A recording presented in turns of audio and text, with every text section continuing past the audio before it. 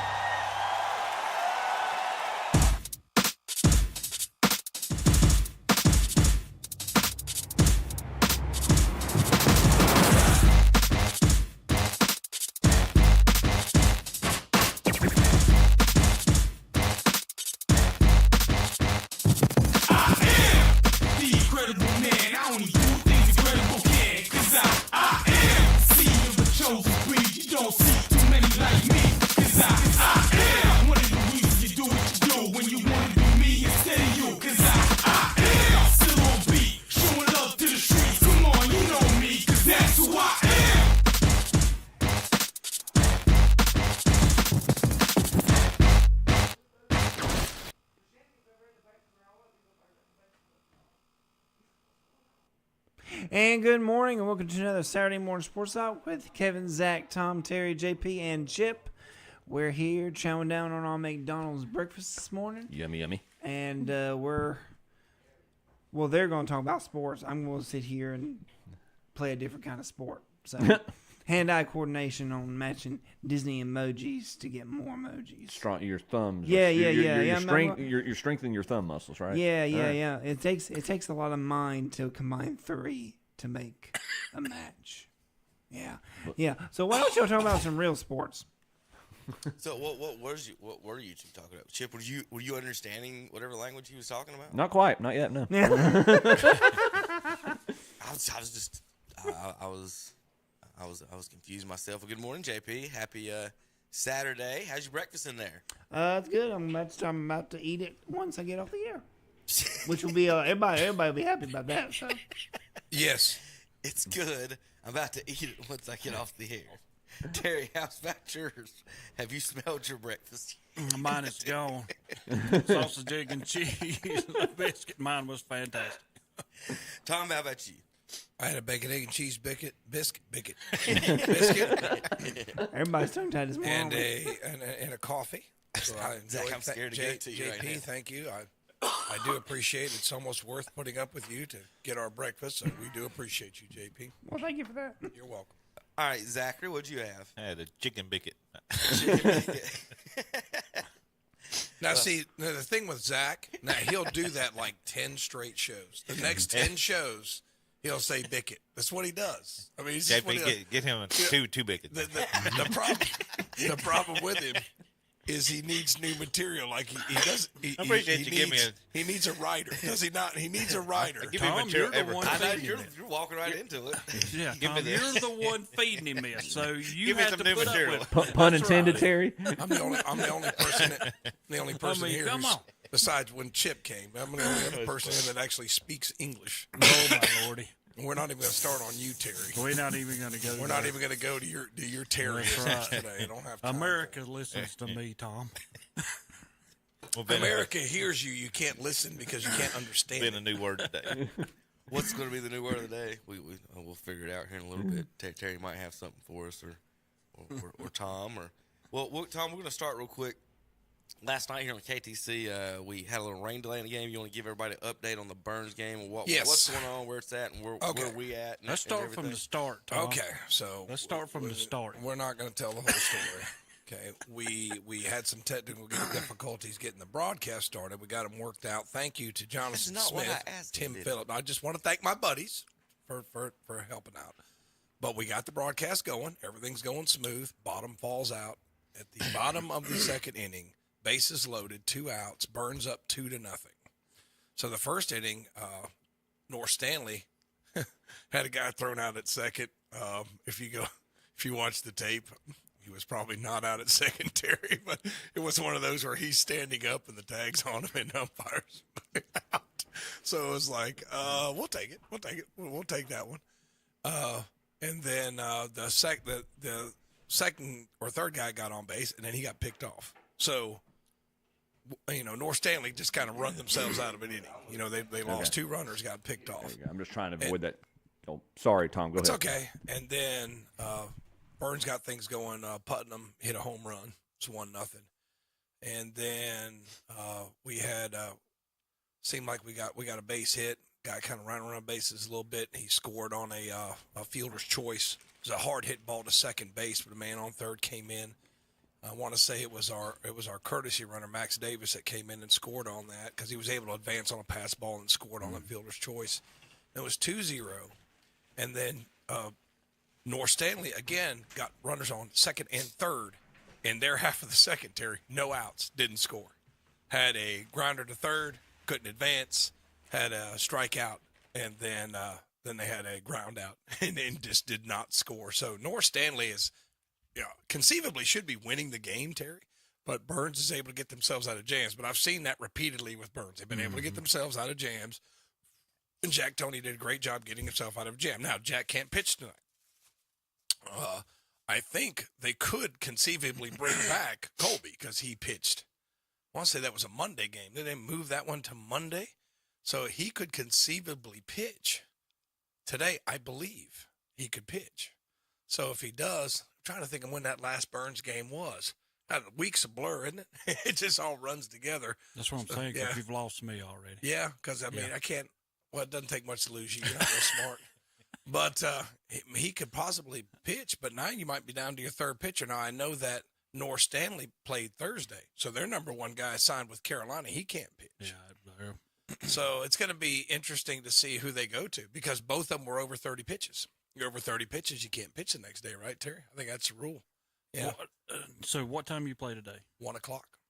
When do you pick it up? Where it was at? We pick it up where it was at, bottom of the second, and it'd be at Shelby High School. I don't know if I included So that. you're messing North Stanley. They have to hunt a new location on the county. Y'all can't play at Burns. They'd have to go to a new location. I mean, they would very much rather play at Burns, Terry, because let's just say it's a hitter's park. I understand, yeah. Okay, and I they've do got some understand. guys that can put it over the fence.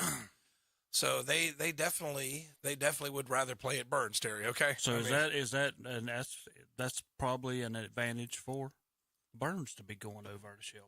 I think it's an advantage for Both it's an teams, advantage maybe. for North Stanley. I really do think it's an advantage for them. I mean, not that they don't have guys that can hit it out of that, but you've been to that park, Terry. Oh, yeah. It's going to take a bigger knock to get it out of that park than it does Burns, especially in the middle of the field where that fence is 306. Now I know they've extended the fencing, but still, you can get it out of there. Are they having It's something? way short, but also real Yeah. quick, Terry, I don't know if you've been to Burns game. The home field advantage is a little bit different in that stadium too. Everybody be sitting on their side with the cavernous stadium.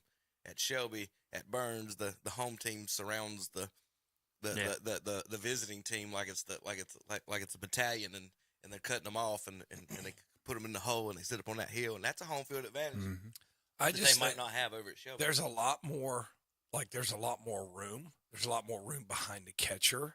They Pass balls now. Like Completely different field and everything. It is. Yeah. So I mean, I like Burns' chances because they can get themselves out of jams. I'm telling you, Burns should probably at least be tied in this game, maybe down a run or two. But they were able to get themselves out of. When does somebody get two guys thrown out on the bases in a fourth round playoff game? You get a guy thrown out at second, and then you get a guy picked off at first in the same inning. Tell me again, Tom. What's the current score? It's 2-0 Burns. Okay, thank you. Bottom of the second, 2 outs, bases are loaded. Mm-hmm. Bases are loaded. Bases are loaded. So you pick it That's up a right there. big way to start a game. It I is. know, yeah. Bases are loaded. So I was coming through town last night, and so I was getting dinner, and I saw the bus, and they had some of the kids standing out. They had that North Stanley's got good looking uniforms. they look like the St. Louis Cardinals. Yep, They're exactly what I thought. They're baby blue and they're red. Yep, they look really good in those uniforms. That baby blue is awesome. Yeah, we got some listeners down there in Stanley County because my travel ball assigner, David Klein, lives down there in Stanley County, and he was, hey, what do I need to tell the people about, where to get the game? So if anybody's listening to, KTCBroadcasting.com, just go to the 101.5 button, hit the green button, and you could listen to 101.5. I mean, I even was able to teach my wife and daughter how to do it, so that's how simple it is. Yeah. So Well, I'm just going to get tell you on there something, and Tom. click. As far as Burns goes, and you go back and look at y'all's schedule, y'all pretty much have handled everybody y'all played easily. I mean, you're unbeaten, that's for one thing. But I'm talking about close games. You've only had maybe 5, maybe 6 games that a team was within 2 runs or 3 runs over you. But they I don't, they don't crack. Like East Burke, the last seed, Terry, it was 1-0 game going to the 6th. And then they managed to score 5 runs in their half of the 6th. And the Bandy's game, like you warned me about Bandy's, and you were right. But once they burnt that arm, It was done. the guys just Robinson. coming in. They just weren't as good. Robinson can hit, and their leadoff guy in Robinson, he batted second. They can hit it. Yeah. And they got up 1-0 because they had a double and a single, and all of a sudden, boom, boom, boom, just like that. And then Putnam strikes out 14, and nobody else scores the rest of the game. And, they just find ways to get themselves out of jams. Now, it is killing me. The week is a blur. Does it say on there when Burns played? I can't remember whether it was Wednesday or it was Monday they played. Played who? Burns played Bandy's. It was the 14th. It was the 14th of May. That's Tuesday. They did get their game in on Tuesday. 7 more days ago. None of the days you guessed. None of the days, I guess. I'm telling you, the days all ran together, And I was like, what day did they play? It's bothered me. I couldn't remember what day they played on Monday or Tuesday. Well, awaiting Burns already. They did finish their game last night. The East Rutherford Cavaliers, Number 2 seed. 8-7 victory over Moorhead Wow. last night. Whiteville is in the regionals. They won last night, the 2 seed over the 3 seed North Lenoir 5-2. And then Green Central, the 1 seed out of the East, won 1-0 over Midway. But you know that the West side is going to be, if Burns wins today, will be like it should be. Number 1 against number 2. Both sides are going to be 1-2. How about that? That's great. So if Burns can pull off the victory, You imagine how many people are going to be at that Burns East Rutherford series? Think of that. it will be a series. Yeah, it I will think it's be. Tuesday, Thursday, Saturday is supposed to be what it is. Well, what they told me in the press box was Tuesday, Thursday, Friday. I was about to say, we should have just scheduled that for Monday, Wednesday, Friday, and see what happens with the rain and everything. Yeah, they probably Lately, should. man, it's been. I mean, you getting rain every day. Tuesday, Thursday. It's been acting like Florida. Yeah, Afternoon Tuesday, Thursday, and they said Friday would be the days that they would play. But I guess I mean I don't know what the state says. You know what I mean? I don't know what the state. I'm not sure they care, as long as it's done by Monday. I would whenever say- they the states the next week. No, so I guess they've got like 10 days almost. Yeah, to my get it in. opinion- They might go the next week if they need to. You would not want to wait till. The next week, correct. You wouldn't want to wait till Friday. I mean, till Saturday anyway, because you just in case. You never know when you're going to have a Well, I'm saying snafu. they can play next Monday or Tuesday because the state's not till. Right, but you don't the want to next burn an Friday. arm. The idea is you have that whole week, so you have all your arms for those 3 days. So Until they start counting pitches for us. Yeah. And then- yeah, Cherville lost last night up in Mount Airy 4-2. Mount Airy, the 1 seed, will face the 2 seed URA Charter. Out east, though, the 3 seed Northside Pinetown will take on East Wake Academy in those matchups. So there's your 1A, 2A bracket. it was a good game with Cherville. Danny Aker, Ken Link did that game last night on 92.9. Close game. Cherville just couldn't push a timely run across, and close game. They had a great season, so congratulations to How them. about But they come up Chaos short. in the 3A? 14 seed and a 10 seed are in the regionals. 14 South Central will play 4 seed Terry Sanford, and 10 seed Tuscola will travel to East Rowan. Well, it's a series, so back and forth. We'll take on East Rowan, the 1 seed. So there's your 3A matchups: Terry Sanford, South Central, East Rowan, and Tuscola. Not a lot of familiar teams that we usually say in our state championship. Let's go all the brackets. way up in Haywood We County. get Tuscola in the regular season. Don't we? Of course, talk East Rowan some in football. And when I think of Tuscola, I think football. Yeah, that's exactly right, Terry. Sorry, I couldn't hear Chuck. I didn't have my earphones on. Chuck, you in there? I am in here. Yes, sir. Chip, you in? I- No wonder I couldn't hear Chuck. I couldn't listen for him. Don't we make fun of JP for doing that?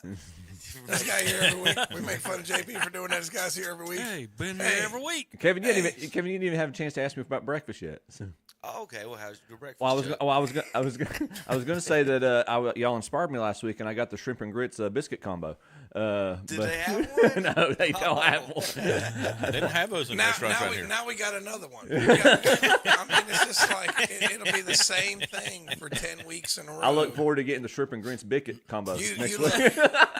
You always look like you're getting ready to go to play golf, even though when you're not going to play golf. Oh, yeah. I think he goes to sleep in one of those collared shirts and that hat. Because every time you see Chip, he looks like he's getting ready to go to the first tee box. Aren't you doing announcing today at Gardner Webb? I am. They moved. Okay. They moved their game When up did Gardner Webb change their color to lime green? in the press box. This guy's calling the game, and he's wearing a lime green. I have only so many red shirts, man. Come on, Gardner Chip, Webb. you Give are the guy you are uniform. the announcer for That's Gardner it. Webb, and you're wearing lime green to the game. Nobody comes to look at me. That's for blame, sure. I hope the other team shows up in green uniforms. I do. It's High Point. It's High Point. I have no idea what color High Point is. Purple. Okay.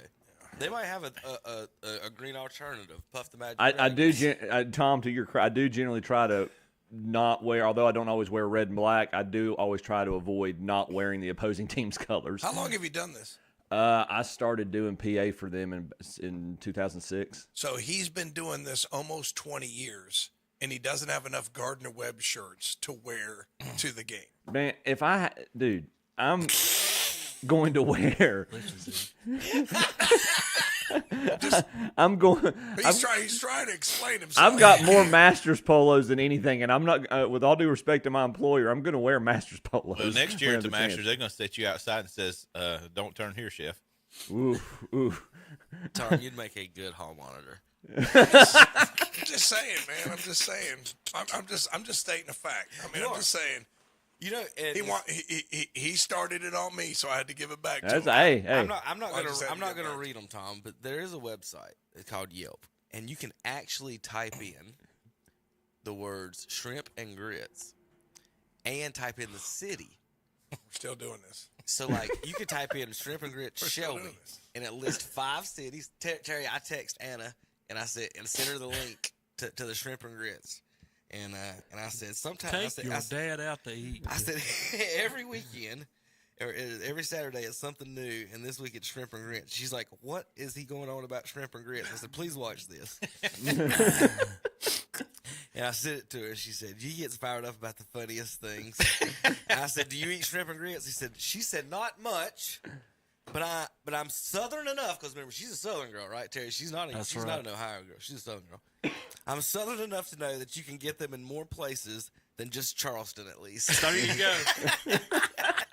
So Anna had a comment for you. But you can type in shrimp and grits for a city, shrimp and grits Gastonia, whatever city you're in, Tom, Lawndale, Foster, whichever I was one you getting want ready to to type say in. she don't have to worry about. She don't have to worry about none Where of can you that. get shrimp and grits in Lawndale? I don't know. You'll be typing in. Let's find out. I got the website.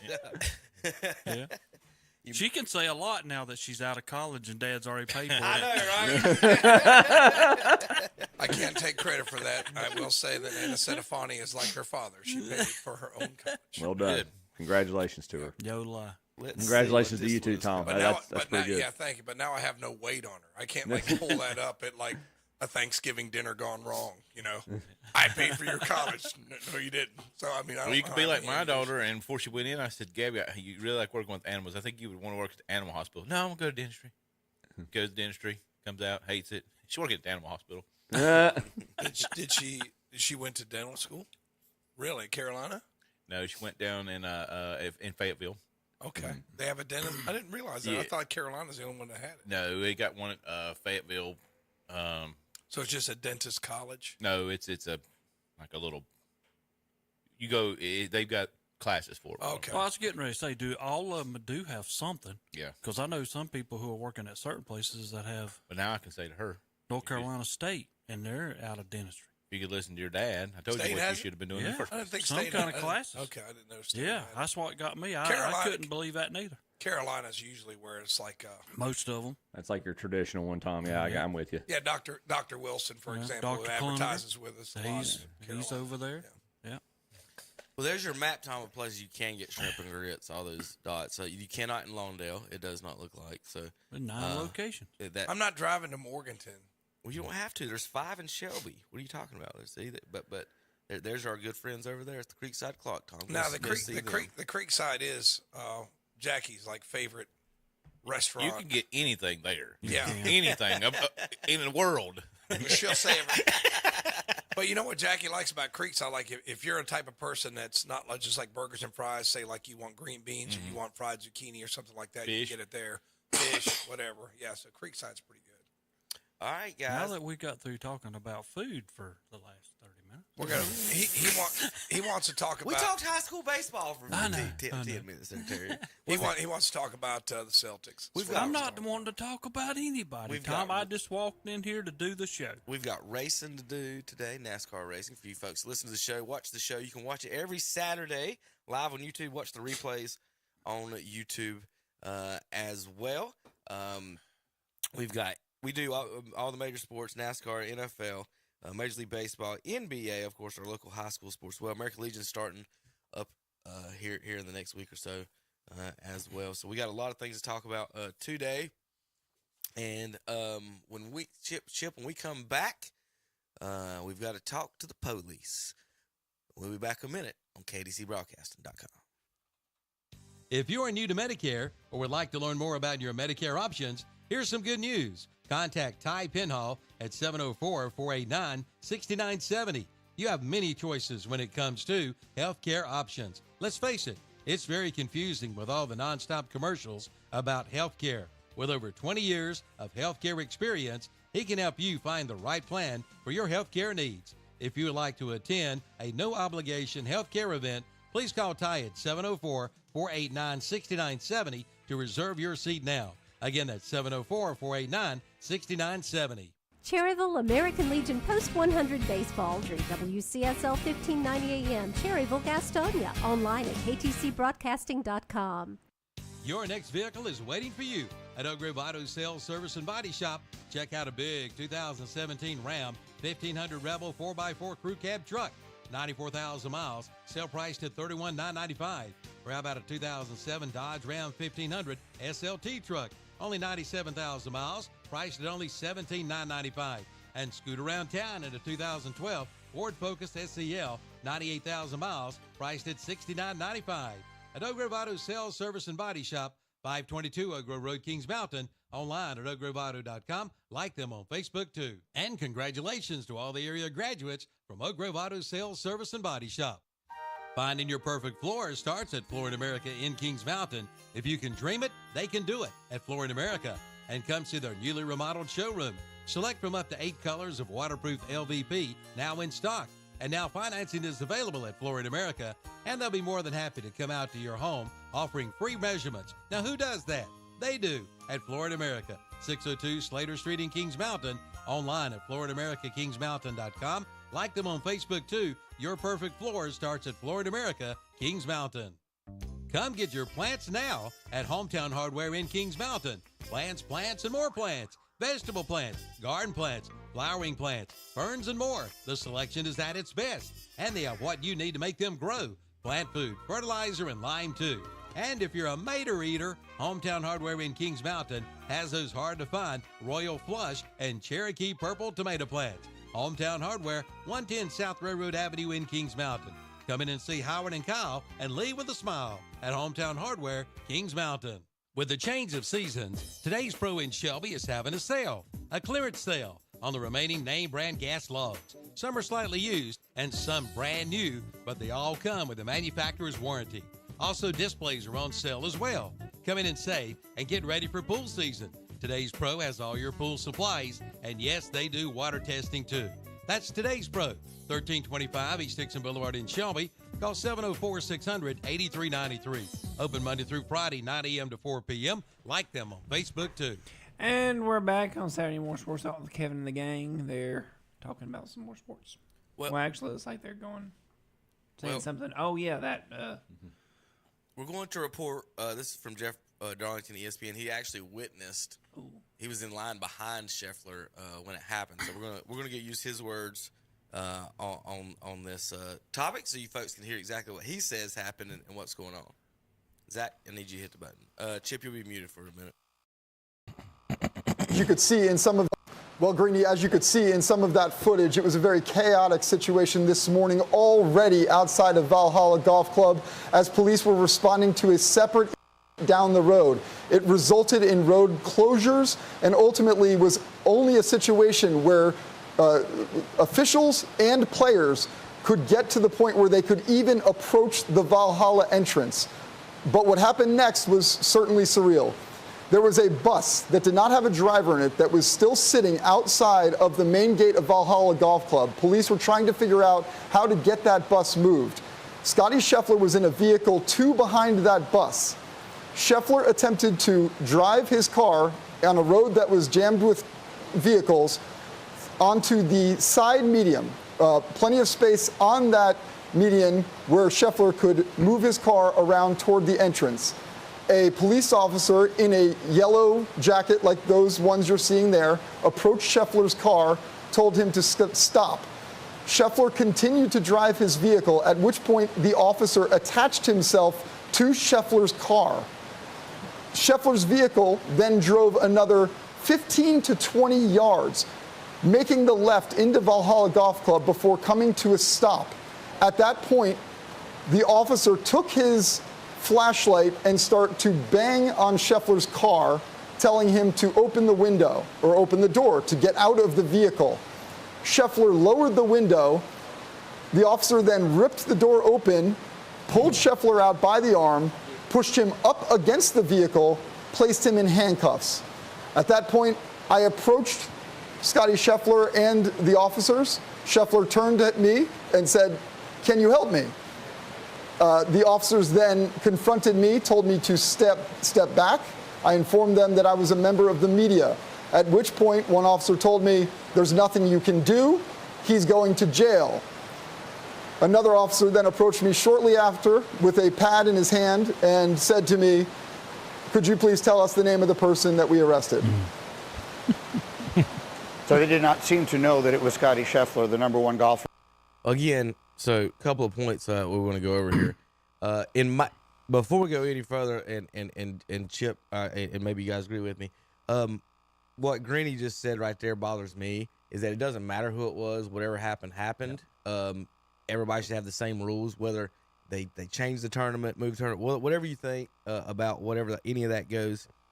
We should all be able to agree whether it was the worst player in the like if it was a basketball team, if it's your 12th man happened, you should get the same treatment as Steph Curry doing the same thing. Is what I think and what we all believe in this country. But obviously, it's not how it works sometimes. But let's give some context as well. So if you've ever been over to Quail Hollow, they park the buses right there at the front gate. Like they just bring them up 10 buses at a time. They're all right there at the front gate. And to get in the area, you have to go through a stoplight barricaded by police. Regular cars can't go through there unless you have the PGA Tour stuff or whatever local passes that they give out, and then the buses can go through there. That's the only people that can go on these roads. So apparently, a bus hit an actual security guard working there, not a fan, not a patron, but a worker. So that's what the bus was and everything was there for, and technically blocking traffic and everything. So when you go in these tournaments, they got a couple different entrances or whatever. Well, the players have always been told that whenever there's traffic or a backup with the buses and everything, just go around. All the people there, it's always policemen there anyway in yellow vests. There are people showing the guards that are guarding the gates. They're all wearing yellow vests. So Scotty, in the dark, remember, because this is 6:30 in the morning, if you'll see the pictures, not an American, driving on, he's on the right side of the road. He probably drives on the left. Where's he from, Chip? Oh, Scheffler, okay. Then never mind. He should have known on that one. But anyway, but he said he had a room. But again, all the PGA Tour guys on the Twitter and everything are saying, some of them are scared now.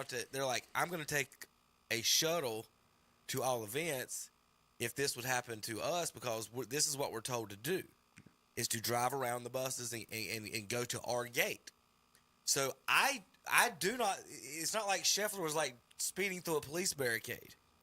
There's a ton, just from my sense, Chip, and I'll let you know just from explaining some of that going in and out of the tournaments, that this is a total misunderstanding from both sides. And it's just an unfortunate incident that it just happened to be Scheffler that was pulled up when this could have been any of the guys that pulled around, just happened to be Scheffler. But I think that it'll end up everything getting dropped and nothing will happen. And just from talking to some of the folks and what all was going on. So, Chip, I'll let you, going to other tournaments, Augusta, maybe some other stuff, what you think as far as, if I got that right as far as the entrances and exits on what the players are supposed to do, and they're now confused about it. So I think you're spot on, Kevin, with your description, and same thing whether you're talking about Quail, whether you're talking about Augusta, and the only other thing I would add in terms of your description of what the professional golfers and maybe Scotty's mentality going into it, to reinforce the point you're making about, they're told to go around, so forth and so on.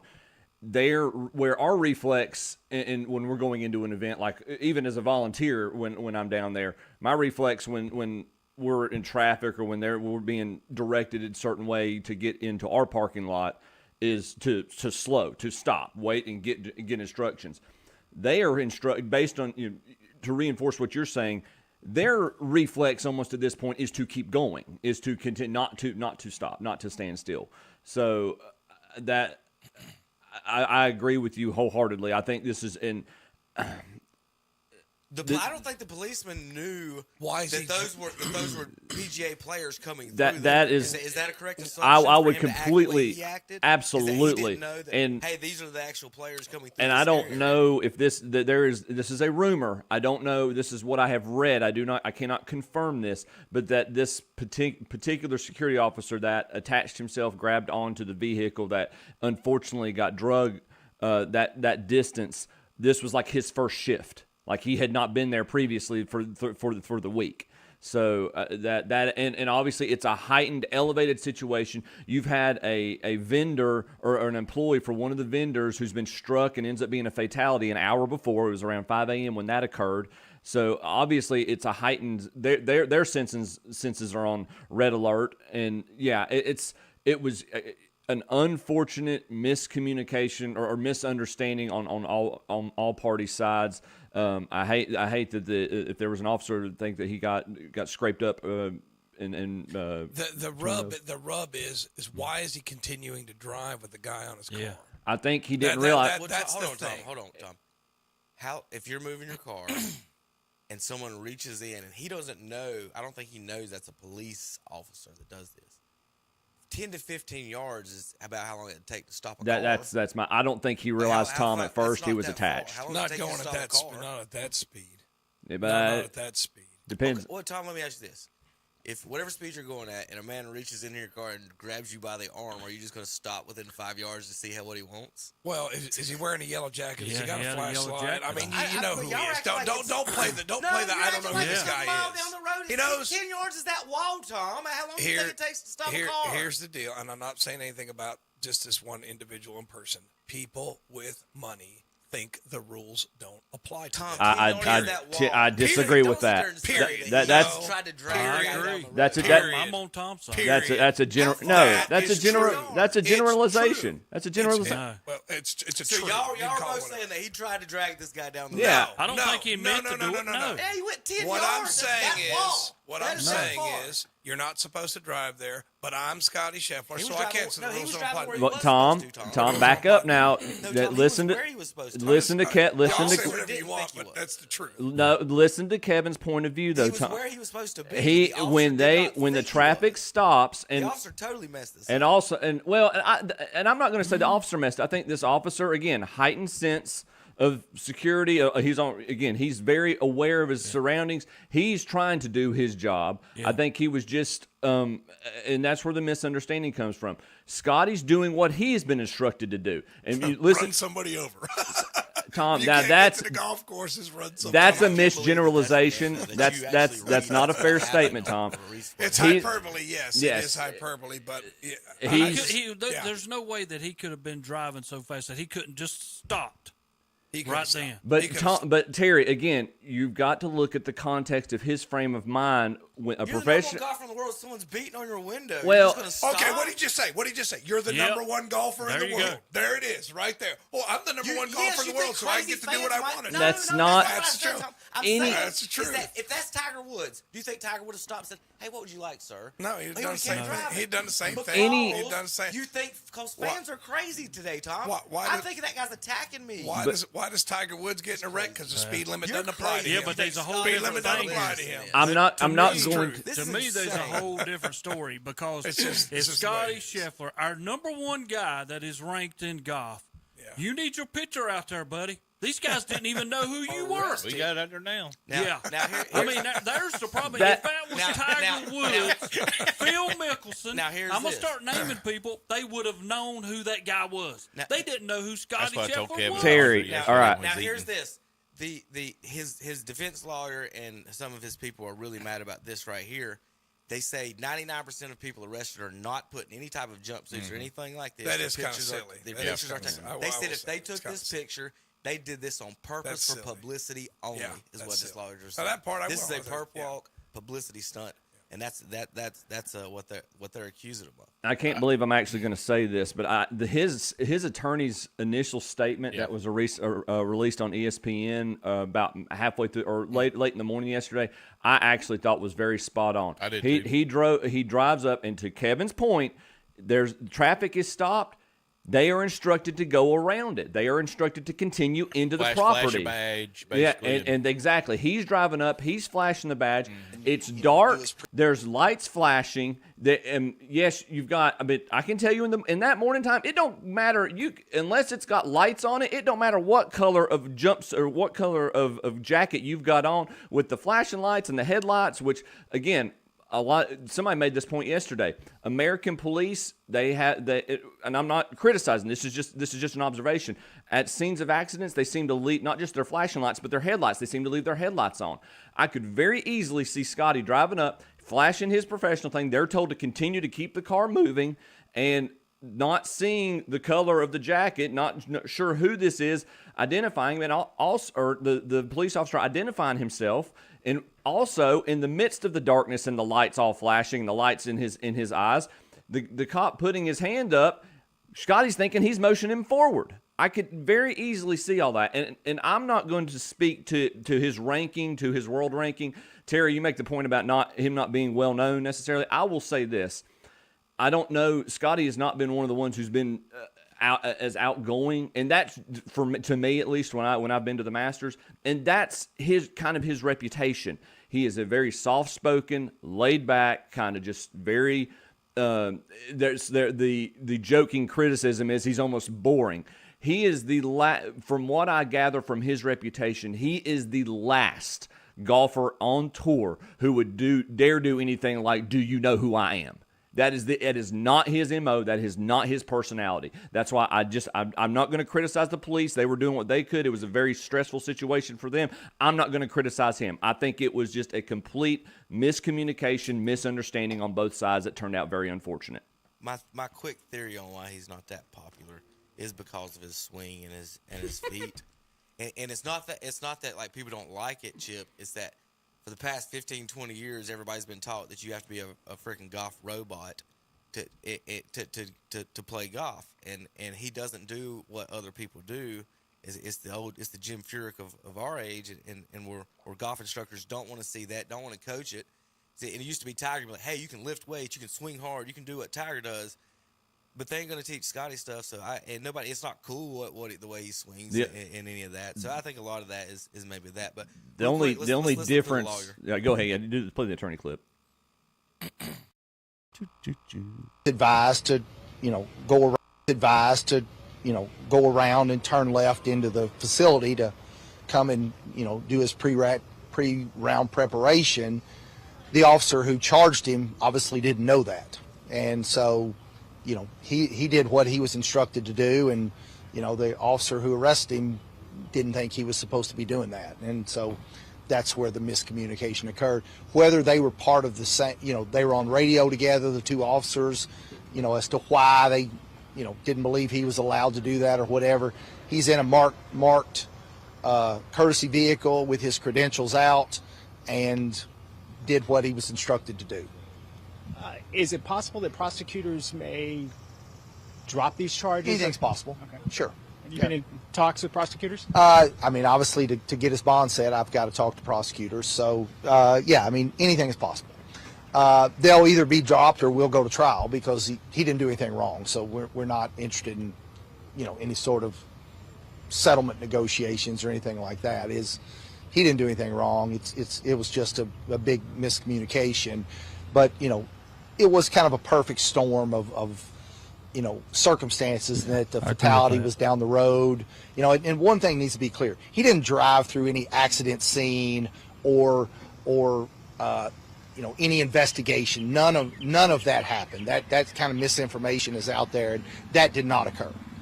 So also what I was, as far as the charges being dropped and everything, what I've been told and looking at is, from a defense lawyer standpoint, and I'm not a lawyer at all, they were saying that they would eat this case up because all the charges were dropped to second and third degree, and then they released him on the driving. It's a felony about the driving the cop. He said if it was that dangerous, if it's a real felony, they wouldn't have dropped it or released him. So that's the civil lawsuit that he's talking about right there.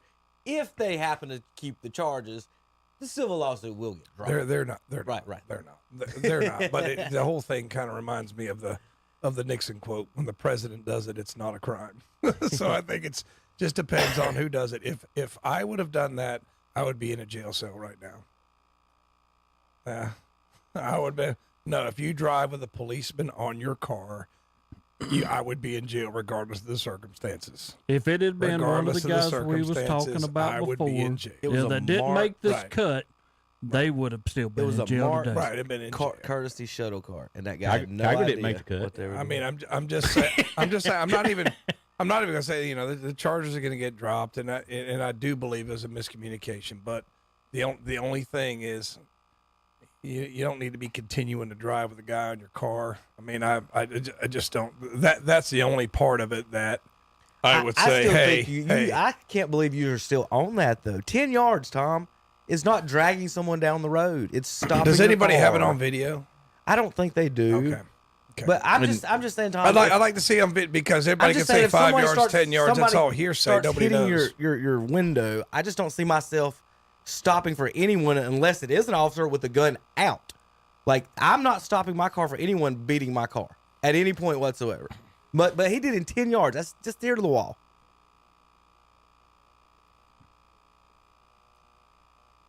Shuffle.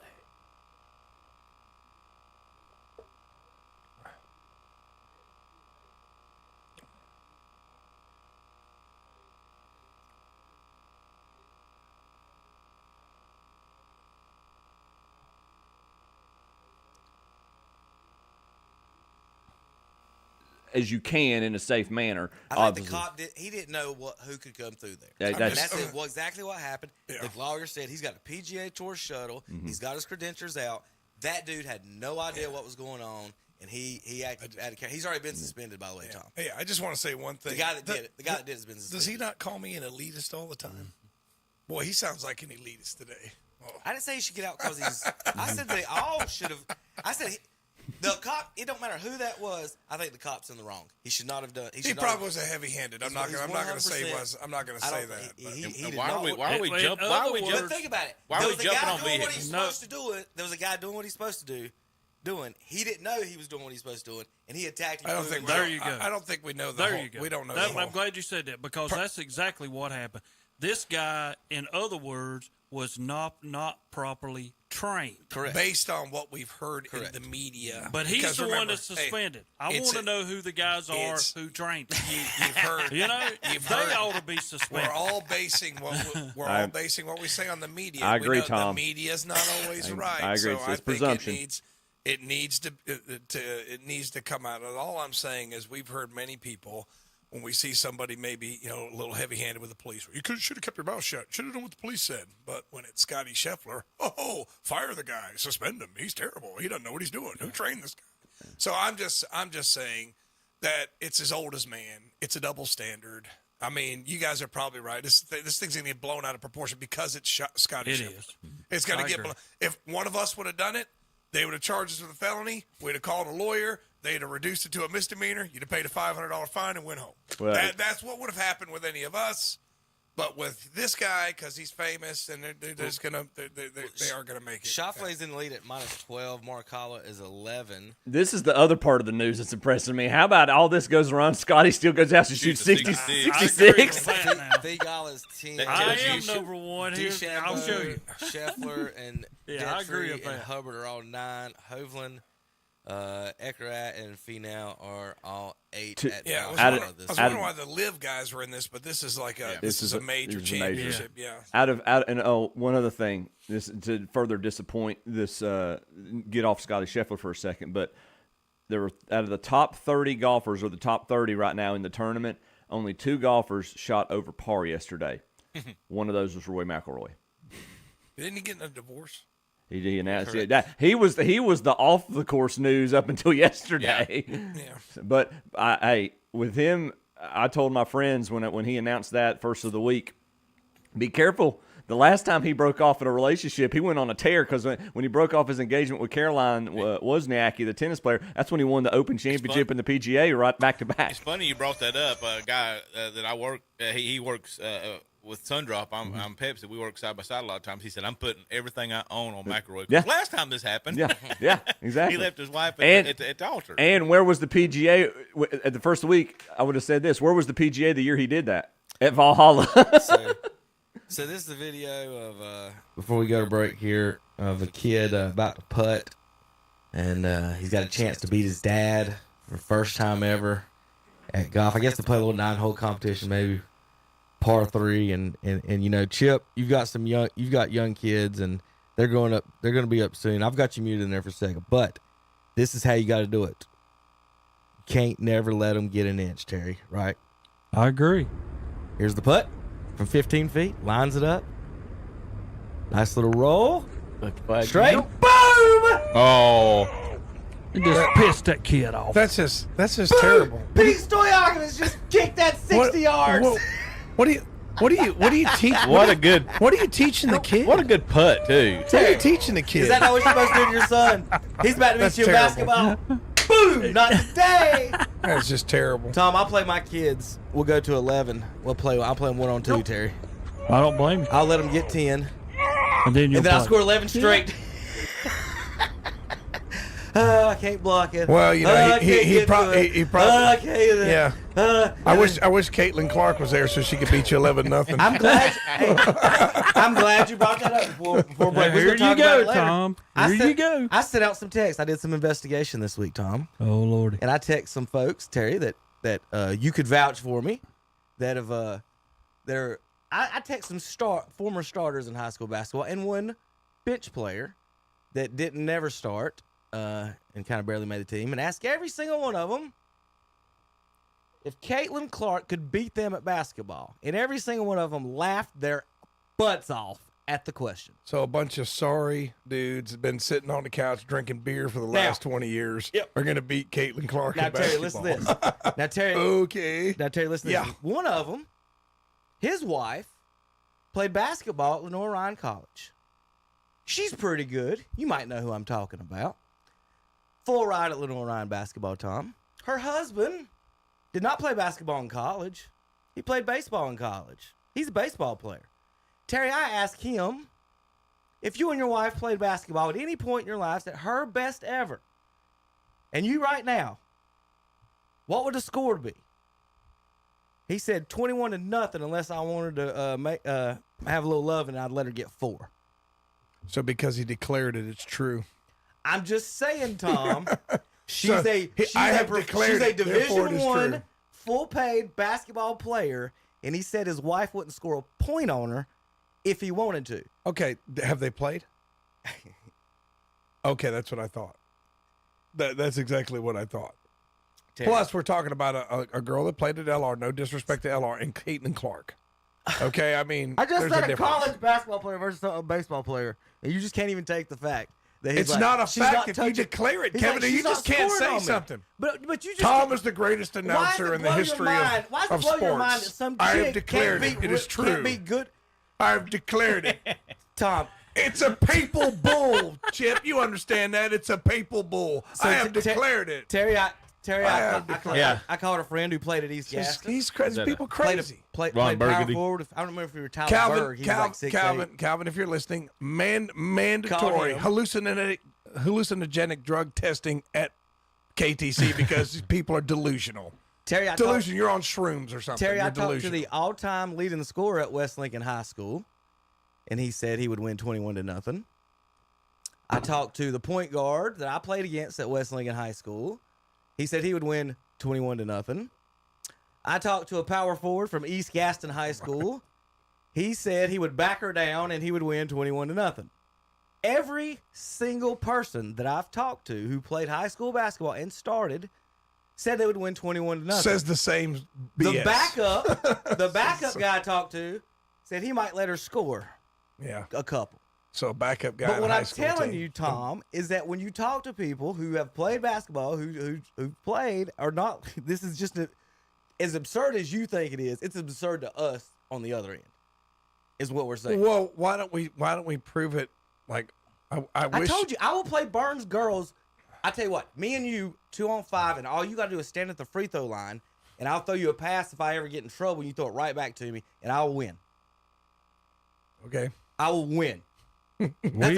We doing this next week. Yeah.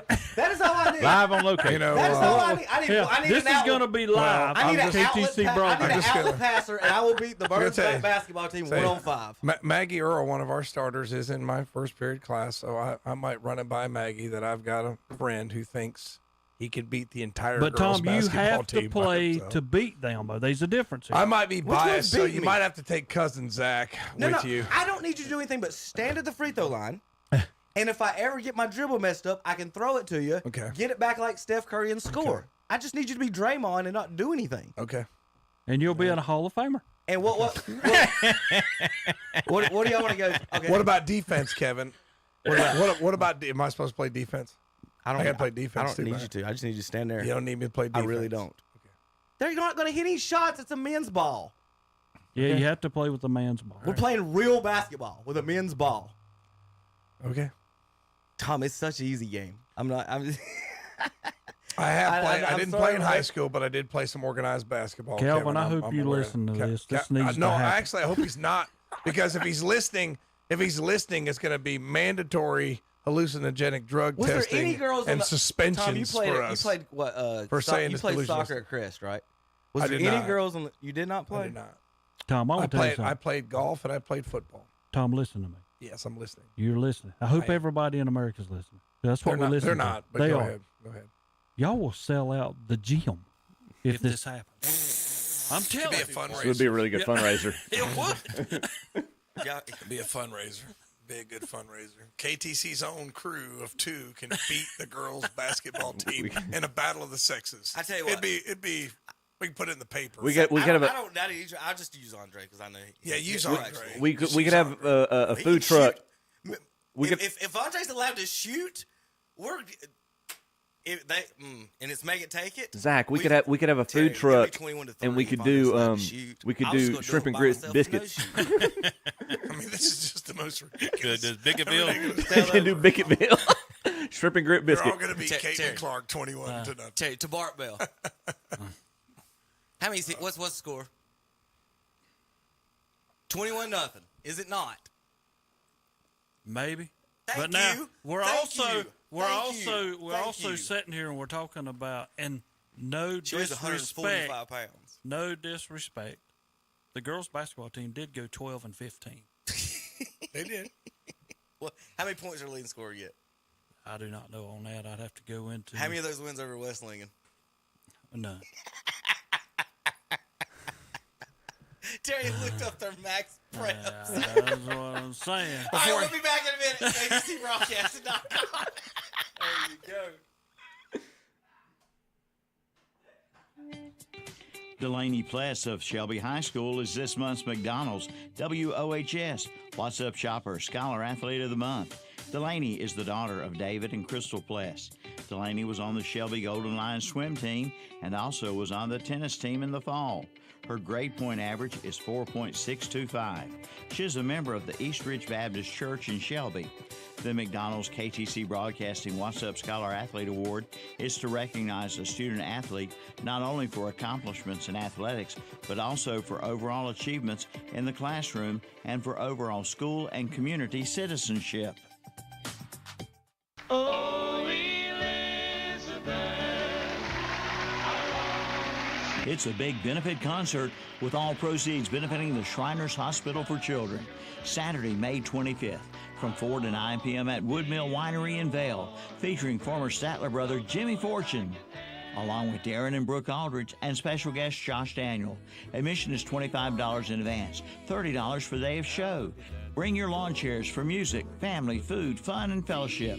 For more information, call 704-477-1743. Sponsored by the Cherryville Shrine Club with support from the Lincoln County Shrine Club and the Oasis Pickers. The Don Gibson Theater is located at 318 South Washington Street in Shelby. They feature the best in national artists from all around the country, blues, bluegrass, country, and rock, among other genres.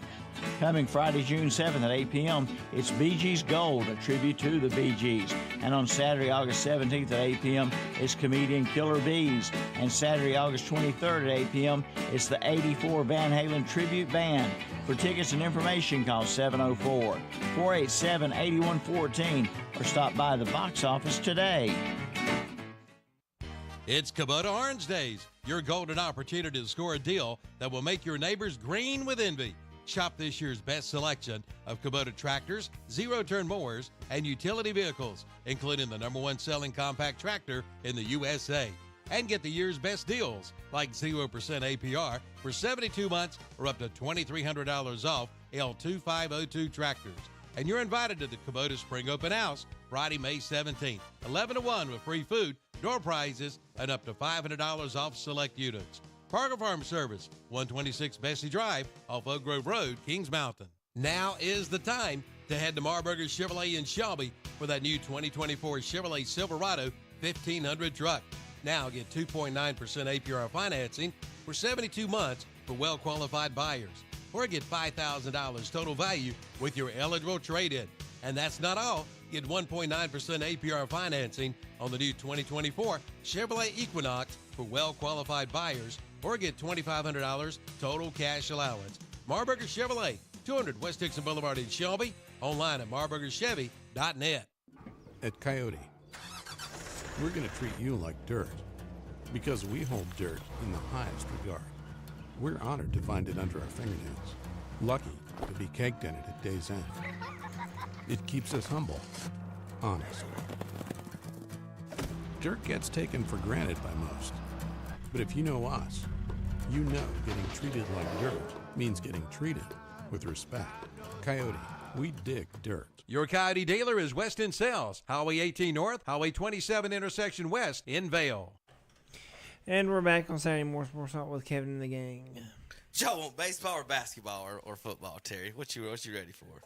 It doesn't. Let's just go baseball. Let's get baseball out of the way. Right? Get out of the way. Out of the way. We're still early with the baseball. Well, we got it's early, man. Yeah. Well, all I know is we're competing. That's all that matters to me. How about your Royals, Terry? How about them? This is a real quick horse racing last week. Girl got caught on TV. The old yeah, how about that? Old binoculars and oh no! Look at that.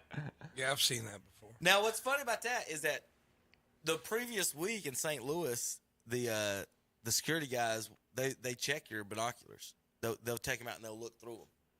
And so my kids were like, "What are they doing?" I'm like, "They're seeing if they're real." And that's what they were doing right there. Is checking for that right there for the folks out there in their little flask.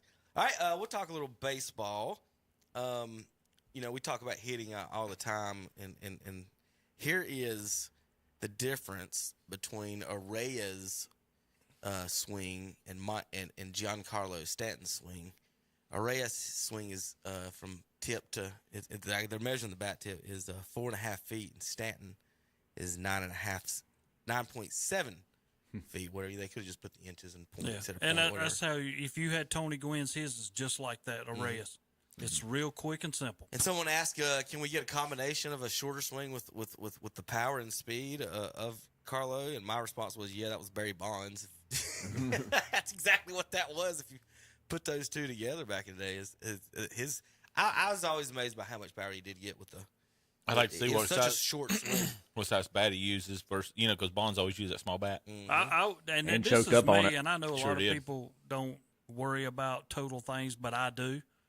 But Bonds, to me, besides Pete Rose being the all-time hits leader, Bonds was probably the next guy in line because he could hit with power. He would walk. I mean, you had to pitch to him. He knew where the strike zone was. I mean, and a lot of people are going to say, well, I don't know about all that. Well, yeah, it does matter. Yeah. I wrong button there.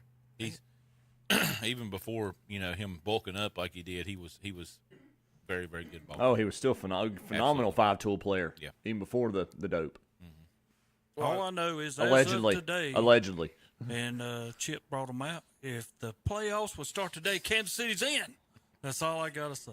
Yeah, Cleveland won last Hey, night. but y'all got more wins than the Braves do. Now, win percentage is different, but you still got more wins. The Braves quit hitting there for a while, which surprised me. And we lost one of our top pitchers. I mean, you know. And Olsen wasn't hitting the ball for a while. Like it was until he hit the home. When they hit 3 home runs in the same inning, it said Olsen had to hit a home run like 2 or 3 weeks, something like that. But here's your bad thing with Atlanta, not in front of Philly and everything.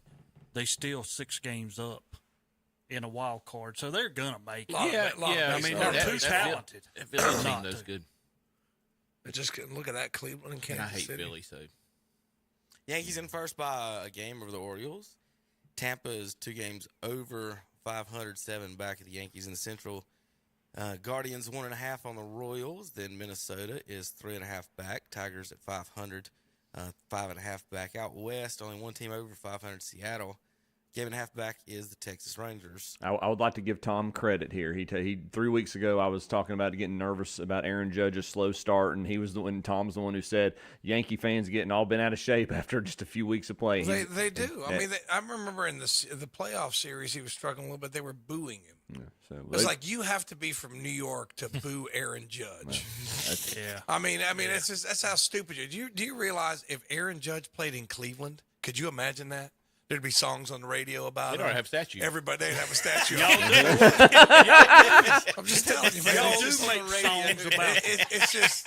And then the guy would leave New York. Joe Flacco. Joe Flacco wins 6 games, and they got a song about him. Flacco. I'm just telling you, man. It's just funny the way New Yorkers treat their superstars. They act like they're supposed to be some kind of machine. I mean, well, he had a great response because he got booed this year, Tom. He was like, "Hey," stupid, he was like, "The way I'm playing," he said, "I would have booed me too." Man, are you surprised? Have you seen your court system? It's never enough with you. It's not. Only 5 teams. World Series or bust in the National League are over 500. That's on account of having to play the American League. The Kansas City Royals and the quadruple A baseball at its finest. Hot garbage. I also, I kind of made a point last week. I don't think the National League have caught up in the DH I agree. area. I agree. The Cardinals change the DH every time. That's a lot different. But I David don't understand. Ortiz batting. I agree. Why would it be so hard? Or Edgar I Martinez. agree what you're saying. I'm saying, but why is it so hard for them to do it? Well, think about this: the American League could draft, recruit, bring play, whatever you call it, bring players develop. through their. You're saying they already had them established. They already had them. They've already got big fat guys who can't catch in their system. The whole thing. So the National League doesn't have big fat guys who can't catch in their system. So they're basically piecing together. They're putting together their outfielder, then whoever's left over is the DH. It's not like our DHs are the best 3 players. It's not drastic, but National League strategy up until just a couple years ago was a little more geared towards small ball, and they're having to offset that, and it's going to take some time. So, Kevin, there's some credence to that. My whole deal is, if it was me now, I would go to the American League and get my DH from some team over there because they've done it. This guy knows what he's got to do. This guy's done it forever. That's where my DH would come from. You want Giancarlo Stanton? $30 million a year, you can have him. Yeah, if that's what it takes, that's what I'd be doing. You could name almost every DH in the American League. Can you name any DHs in the National League? Anyone on the table that DHs all the time? No, I can't. Cardinals rotate. Or Ozuna for the Braves. Isn't he the DH? Is he a DH or does he play? I don't know. I think he's their primary DH at least. Well, there you go. If you got, and he's pretty good at it. We got one out lately. He's pretty good at it. We got one. Sorry, that's our local team. I cheated. We got one. No, I know the Cardinals rotate. It's not even an issue with whatever they. Shohei.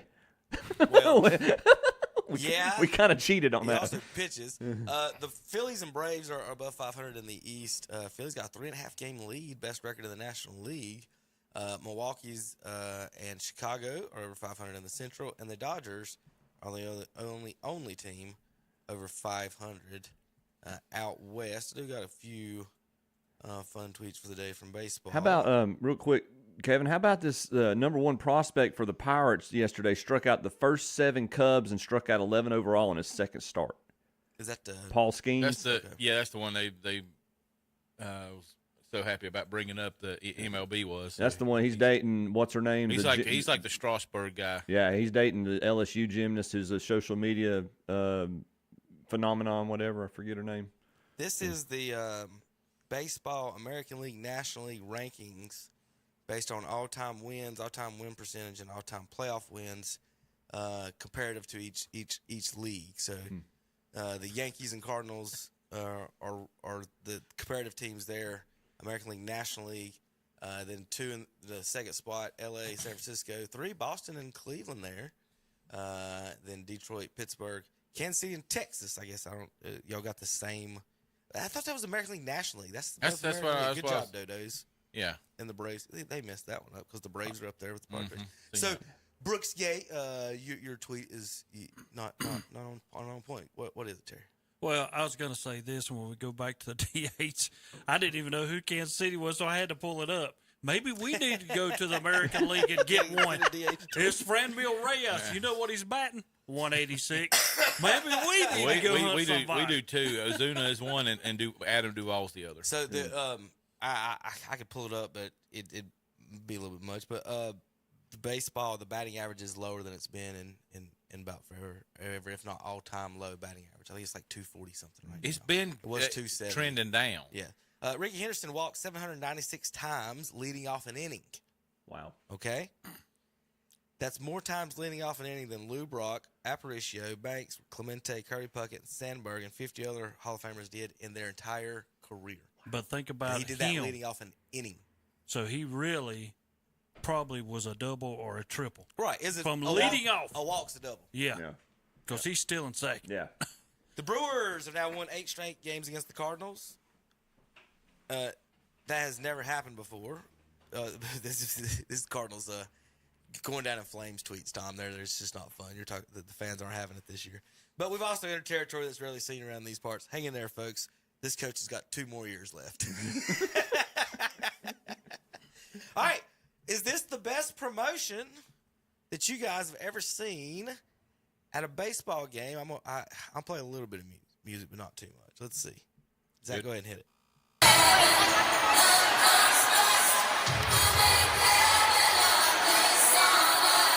Heaven's a place on earth, Tom. They're dropping hot dogs with parachutes to the crowd. It's hot dogs called Hot Dogs from Heaven. So, got a new idea for Calvin. That's the remote. We're going to shoot them up in the air with little...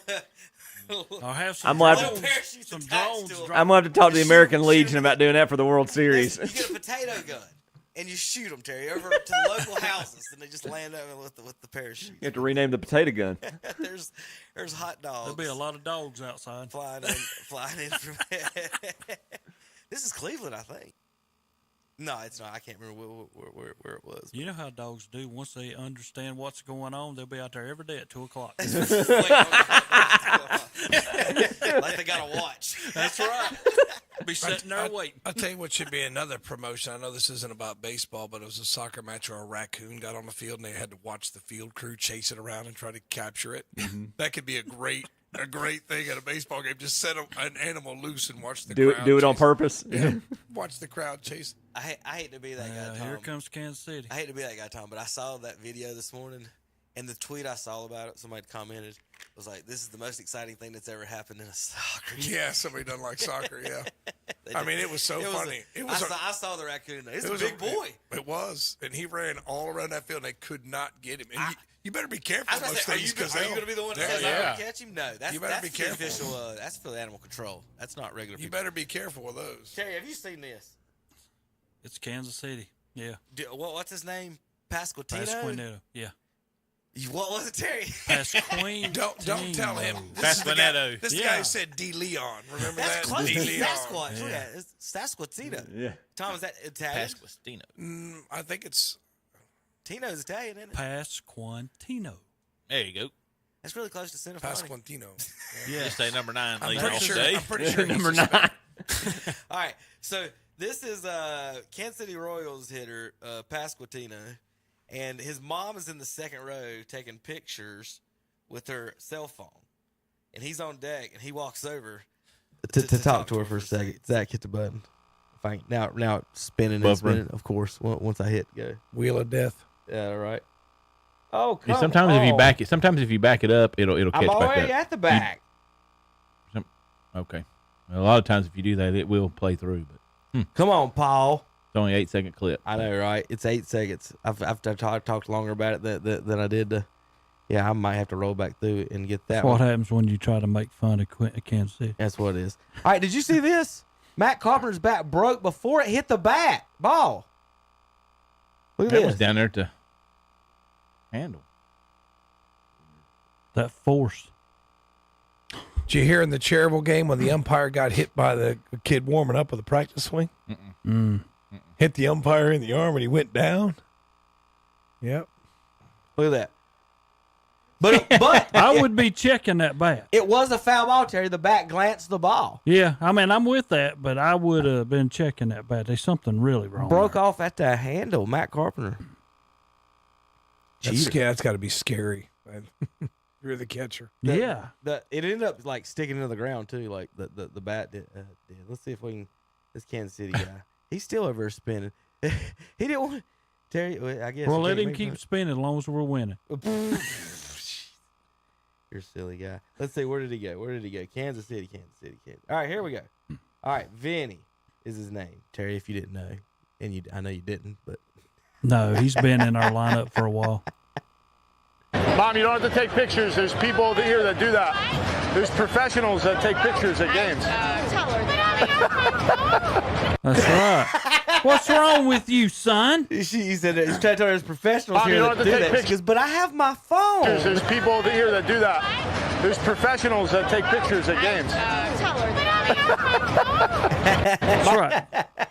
That's right. Their pictures are not going to be as good as mine. Such a mom. That's pretty neat, though. But, all right, let's. How about you want to see how big and strong Canseco and McGuire was? How about this is them hanging out with Barry Bonds back at the All-Star game. No sound, Zach. Okay. You can see him. Well, I tell you what. Yeah, you can do sound, Zach. Let's go. Go ahead and hit it. He's pointing at McGuire saying, "I want you."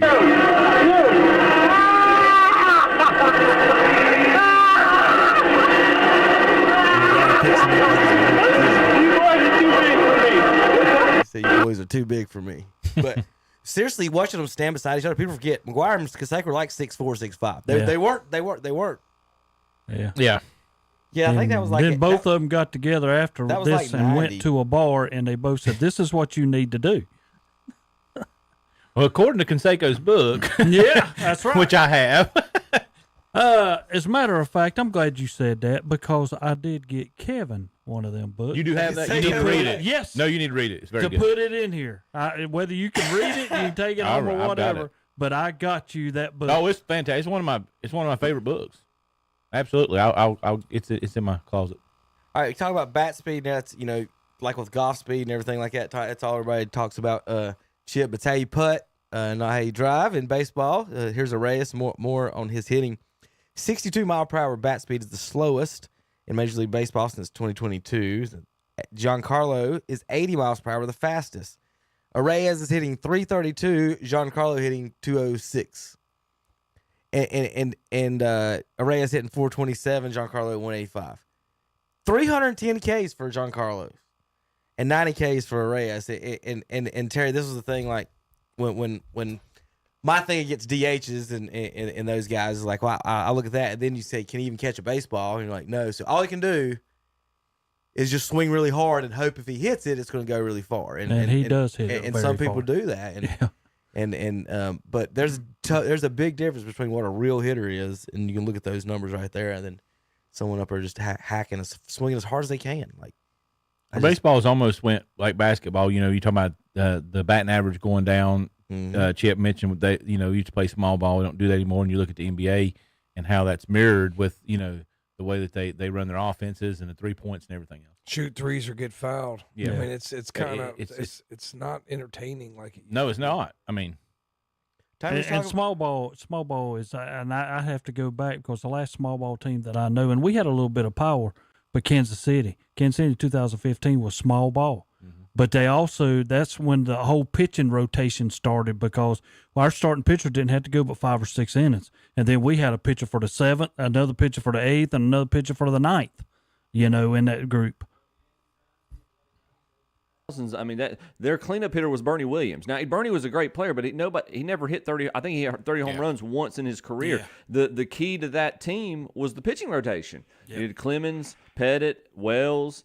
Closer. I mean, obviously, Rivera, the greatest closer of all time. So, it was, even though large market team and free agent signings, yes, but they were not a before they signed Giambi, they were not a power-based offense. Yeah, and that's how Kansas City was, because we had Herrera, then we had Davis, and then we had Holland. Yeah. And they had their 7th, 8th, and 9th innings. That's when they come in. That's exactly right. So this is Tommy was talking about the umpire getting hit on a check or on deck. This happened during a game. See what you think about this. Have you ever seen this before? Home run. He smoked that one. He gets ready to flip the bat, and boop. Oh, Lord, and he took his hat. Lord, and bam. He's down. The plate umpire takes one in the noggin. He smoked that, though. Look at that. Yeah, but what I'm talking about, when he threw it probably hit him right beside the temple. Probably did. Boom. Yeah, it did. Oh. Yeah. Yep.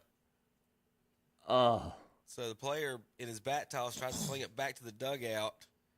The umpire walking up the third baseline Yeah, well, why catches would one. see that's what boom. So what? So just for you guys, this question: would he be thrown out of the game or anything?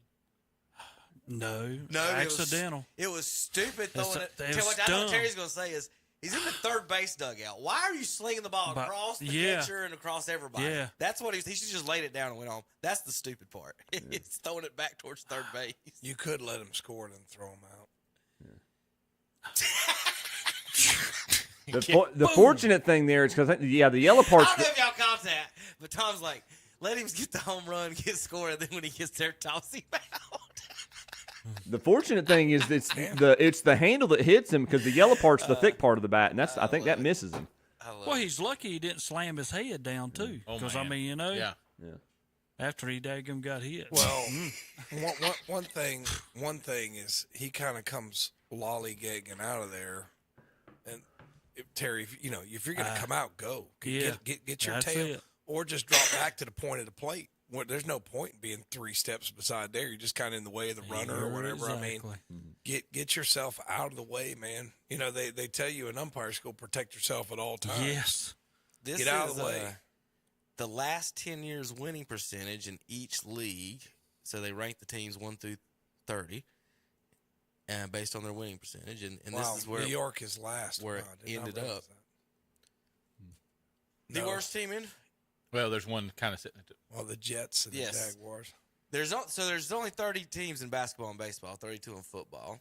The Jets and Jaguars came in 31st and 32nd, so they don't have any cohorts in baseball. They didn't even make the debate stage. So in the past 10 years, the worst baseball team and worst basketball team has been the Miami Marlins and the Detroit Pistons.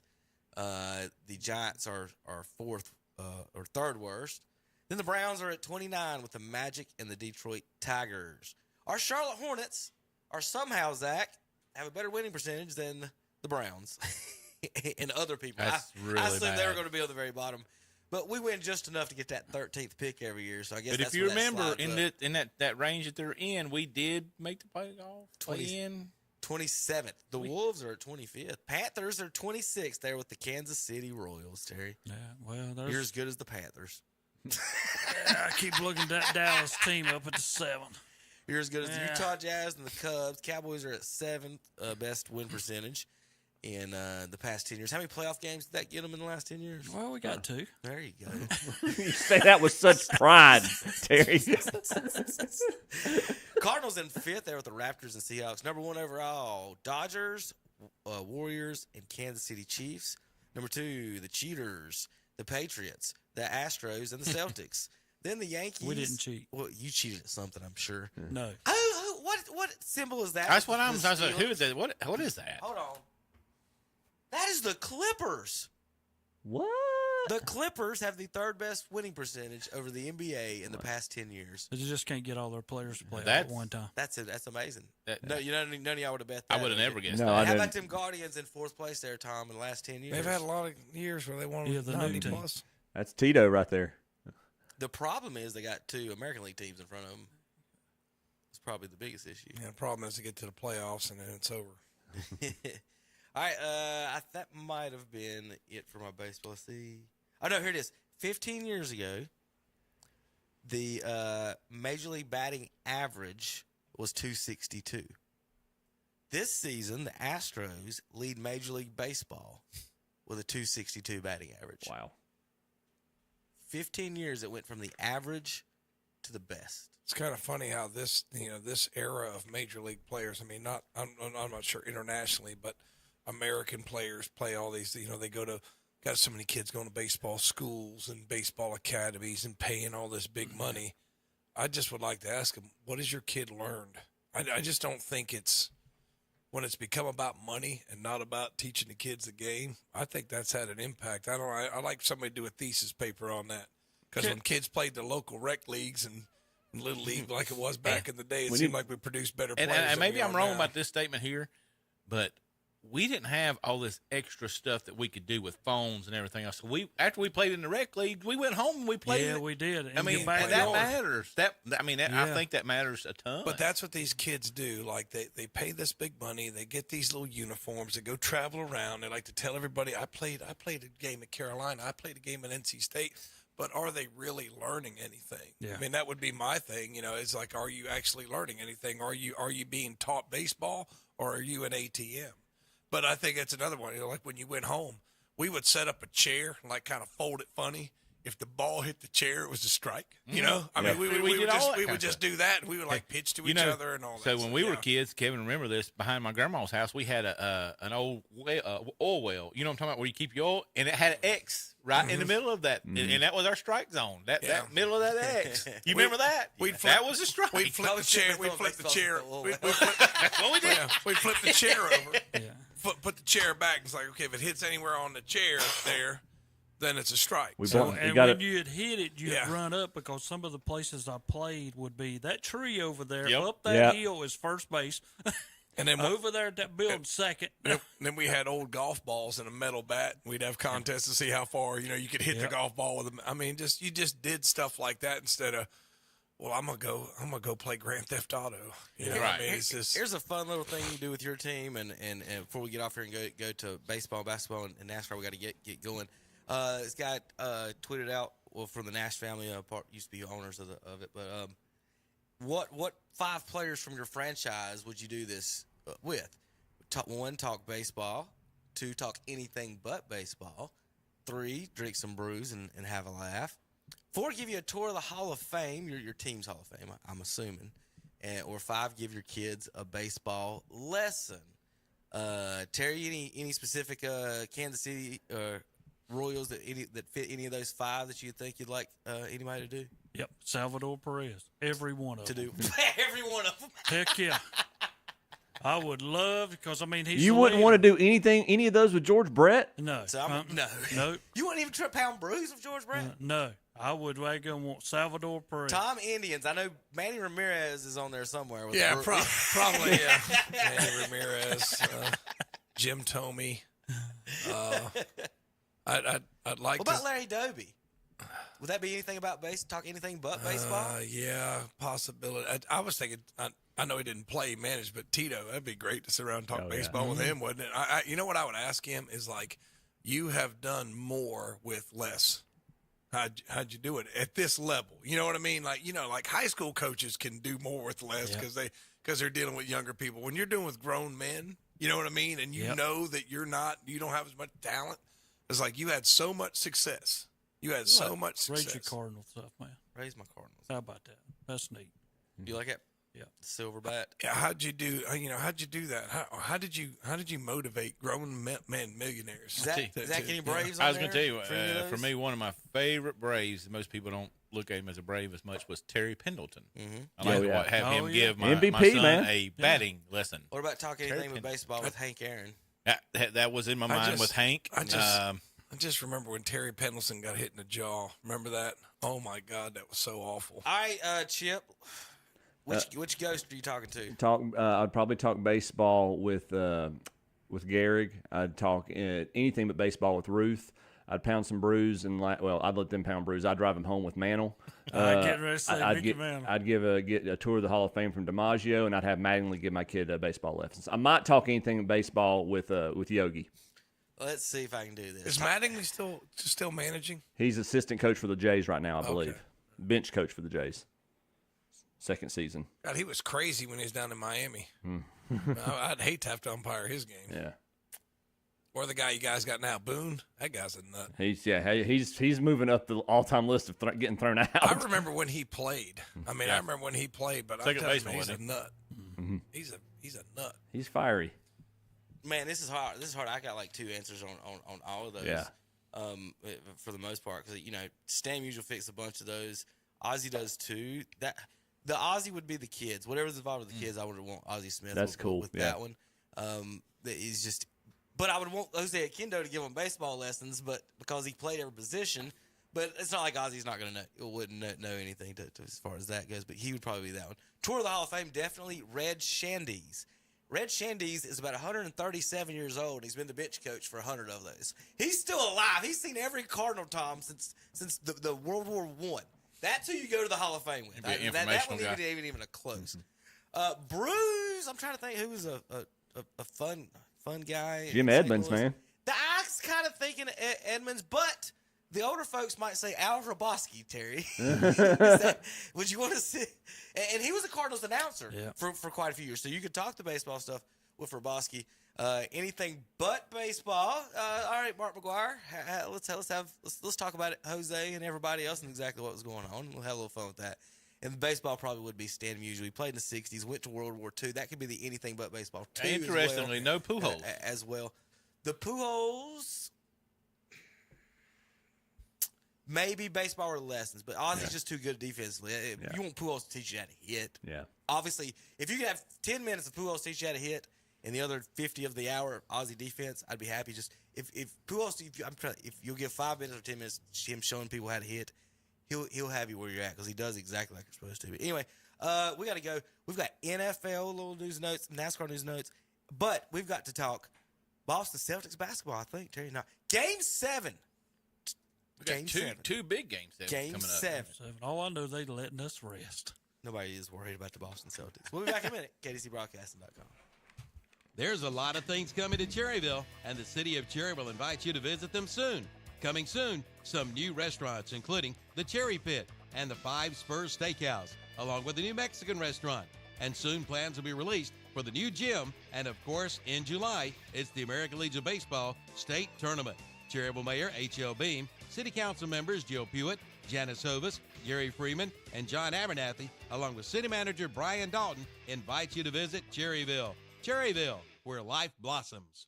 Join us for our live Sunday morning worship services on WHS. It's the Sunday morning worship service from Calvary Baptist Church in Shelby, and on WCSL, it's the Sunday morning worship service from First Baptist Church in Cherryville. At United Bank, banking means more than financial solutions. It means rallying around the causes that matter to their employees, customers, and neighbors. Over the years, United Bank has grown in size, but their community focus has not changed. By giving back to our local communities and funding business development, we help fuel economic growth. United Bank, member FDIC. You're invited to a clamping seminar this Saturday, May 18th at 10 a.m. at Campers NRV in Kings Mountain. Do what? What's a clamping seminar? Well, it's a combination of glamorous and camping. So you'll learn how to make your camper glamorous. You'll see how you can feel right at home in the middle of the great outdoors. The seminar starts at 10 a.m. and then from 11 a.m. till 2 p.m., Campers NRV will be grilling hot dogs. Don't miss the fun this Saturday, May 18th at Campers NRV, 615 Broadview Drive off Highway 161 south of Kings Mountain.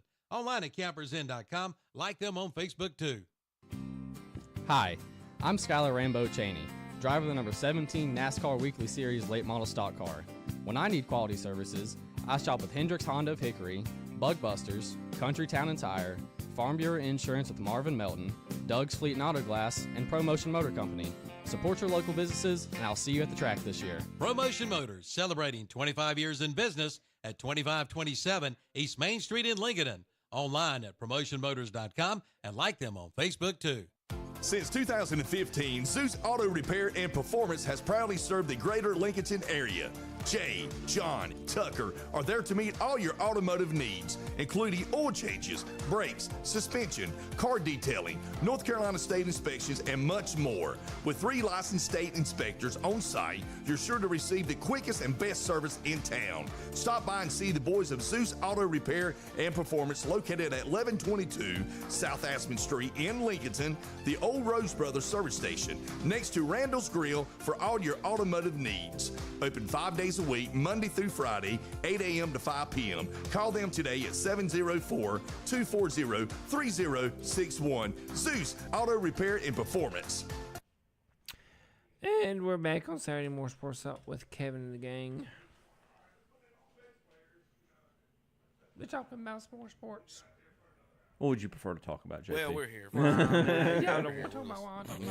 not want to talk about what JP wants to prefer to talk about at all. That's Sunday's game. Let's go back. Saturday, Thunder and Mavericks play today. Dallas can close out the series tonight at home. At home, I think against the Oklahoma OKC City. Thunder. I might go to my betting app, put a little bit on the Thunder. I think they're going to force a game 7. Tickets are $129. Spreads Dallas by 3.5. Total 209.5. So, Tom, you like the Mavericks in this one? No, I would. The Thunder are at Dallas. I still like the Thunder to force a game 7. Terry, Dallas close them out tonight? I've got the same thing. I think Oklahoma will win tonight, but then lose the next one. So both road wins? I think the Mavericks close them out, but I don't think home court's as important as it's. I mean, it should be. It should be, but it don't seem like it has. Look at the Denver series. Look at Boston. Yeah, I mean, just we lose game 2 no matter who we play.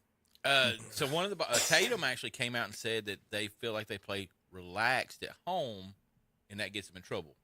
And they have to play a little harder on the road. Of course, it helps when Cleveland basically quits. All right, we're down 3-1. All right, we ain't playing. Well, Tom, you guys were missing half your roster. That's what I'm saying, but it's not like it was not your real team. Would Michael Jordan have sat out that game? No. Kev. Ric Flair blistered him on Facebook. I tried to tell y'all. It's just. I tried to tell y'all this past week in text. I told y'all when they brought out that series of Cleveland playing Orlando, that was a series of nothing. Nobody was going to win that. Nobody knew they was going to win that. Nobody wanted to win that because they knew Boston was next. Speaking of nothing, I was curious what you do all day at work, Terry, because we were getting an awful lot of texts during work hours this week. I think I might have to go over there to Hoy Colson and say, but I get this phone broke. No, actually, I'm trying to teach a marginal analysis to my economics class. I'm trying to prepare a letter for a foundation and trying to talk to some prospective donors, man. Trying to go over the Bill of Rights with my 10th graders. Terry's and I the get all only these person I know texts. is about kicking a dog when he's down. They got no players. They're out there with Tom's sister out there they playing power understand. forward. They understand. He's like, they can't guard Jason Tatum. I'm going on vacation today. That's what they all say. I'm on vacation today. I mean, you know, I'm not a doctor, but you're Jared Allen, you're Donovan Mitchell, you're stars, millions and millions of dollars. And I don't, like I say, it might really, I mean, they might not could, I don't know, like I'm not a doctor, but it just seemed like once upon a time, you found a way to play.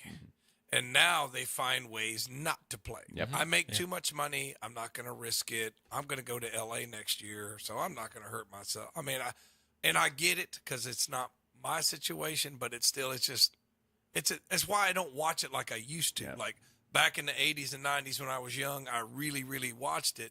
But it's hard to watch it like I used to because I know the mentality of these guys. Mm-hmm. Yeah. I mean, it's just, I mean, I get it. Here. I get it. I mean, you might say, well, you'd act the same way if you were in my, and I'm not, I don't like to judge other people when I'm not in their situation, but I'm just saying, me as a fan, it's just hard for me to get excited about it like I used to, and spit on it, rub a little dirt on it, and get in there. Yeah. And now they just don't do that anymore. And they might say, well, I'm sorry, my body's my capital, and I'm not putting my capital at risk. I mean, I get it, but I just, from the fans' perspective, you know what I mean? It's kind of like when they lost, I wasn't even all that mad. When I read that injury report, I'm like, so Mitchell's not going to play? So basically we're down 3-1. So, I got, and something might be your bothering them. season's- Yeah, this is your season. 3-1, we're down. We're probably going to lose. Not today. So the rumors are Mitchell doesn't like Bickerstaff. He probably doesn't. And the Cavs have to choose between Bickerstaff and Mitchell. Well, like I said, and they're talking about Mitchell or Garland too. They're going to have to pick which one they want. Either one. I mean, if you get rid of one, it's going to free up some money. You can bring somebody else in. You got to figure out what you're going to do. That Mitchell doesn't want to play with after a year either. Yeah, I mean, it's just a lot of those guys are like that. I mean, you gotta remember too. These are like mega alpha males, and they got huge egos, and you're trying to get. That's why, like when I was talking about Tito's, like how'd you get these guys to, like how do you. I'm not going to sit here and criticize any NBA coach. I don't know how you get 5 of these guys to play together.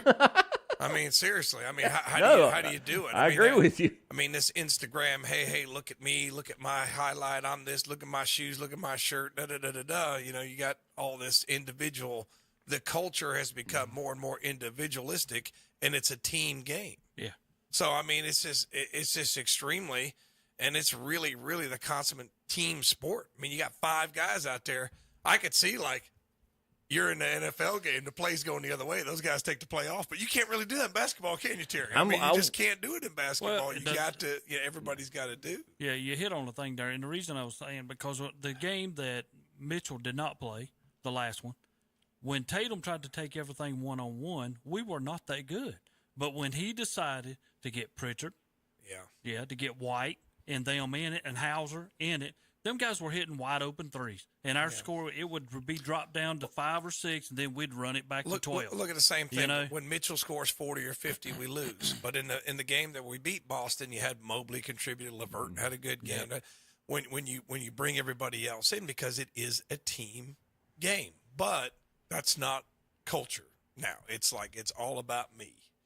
I tell you what, Terry, you work in a school, man. I mean, it's not just professional sports. It's all the way down. It's all about me. It's all about me. It's all about me. And it's hard, man. Tom, I'm just telling you, it's hard. Tom, you were talking about head coaches. Do you think, and I won't say this for every NBA team, but with the mentality you're going over right now, the leverage for control and authority, we're seeing this is more and more with the players. How many of these coaches do you think are just in a large way just a figurehead for the franchise? Well, I mean, it's got the way I would put it, Chip, is like you got a guy that just can't like cause more problems. Like you don't want your coach to cause more problems, and just kind of like, okay, well, we got to put up with this, we got to put up with that. Now, Terry, you work in public education too. Sorry, my opinion is you find ways to deal with other people's crap, and I think that's what coaches have to do. Find ways to deal with it, because they're like this because of X, Y, and Z. So don't change them. Just try to find a way to deal with it. And it's just like you see that you see that at workplaces everywhere, right? Oh, we can't fire the guy. He's got this and this and this. Let's find a way to deal with it. I'm like, that's just not the way I was raised. I mean, it's different the way. It's not the way I was coached either. You know what I mean, Terry? When we played sports, it's not the way you were coached. You didn't do what the coach said. You went to the house. I mean, that's the way it used to be, but it's not grabbing like your mask about yanking your head. Yeah, it's not like that today. I mean, I can remember, good old football practice when you did something you wouldn't do, and you turn around and there was a coach right in your face. Yep. I mean, and you didn't like it. You hurt your feelings a little bit, but you understood why they did it. You just got spit on a few times. But if you see a coach yell at a player today, oh, it's all over the news. Let's put all the clips on Sports Center and look at this. They're yelling at each other like when. It's emotionally abusive. Right. Like, but you saw Kelsey yell at Holmgren, and he's the aggressor. It used to be the other way around. Yeah. You know what I mean? It'd be like, you shut up and do what I tell you to do. But you're right, Chip.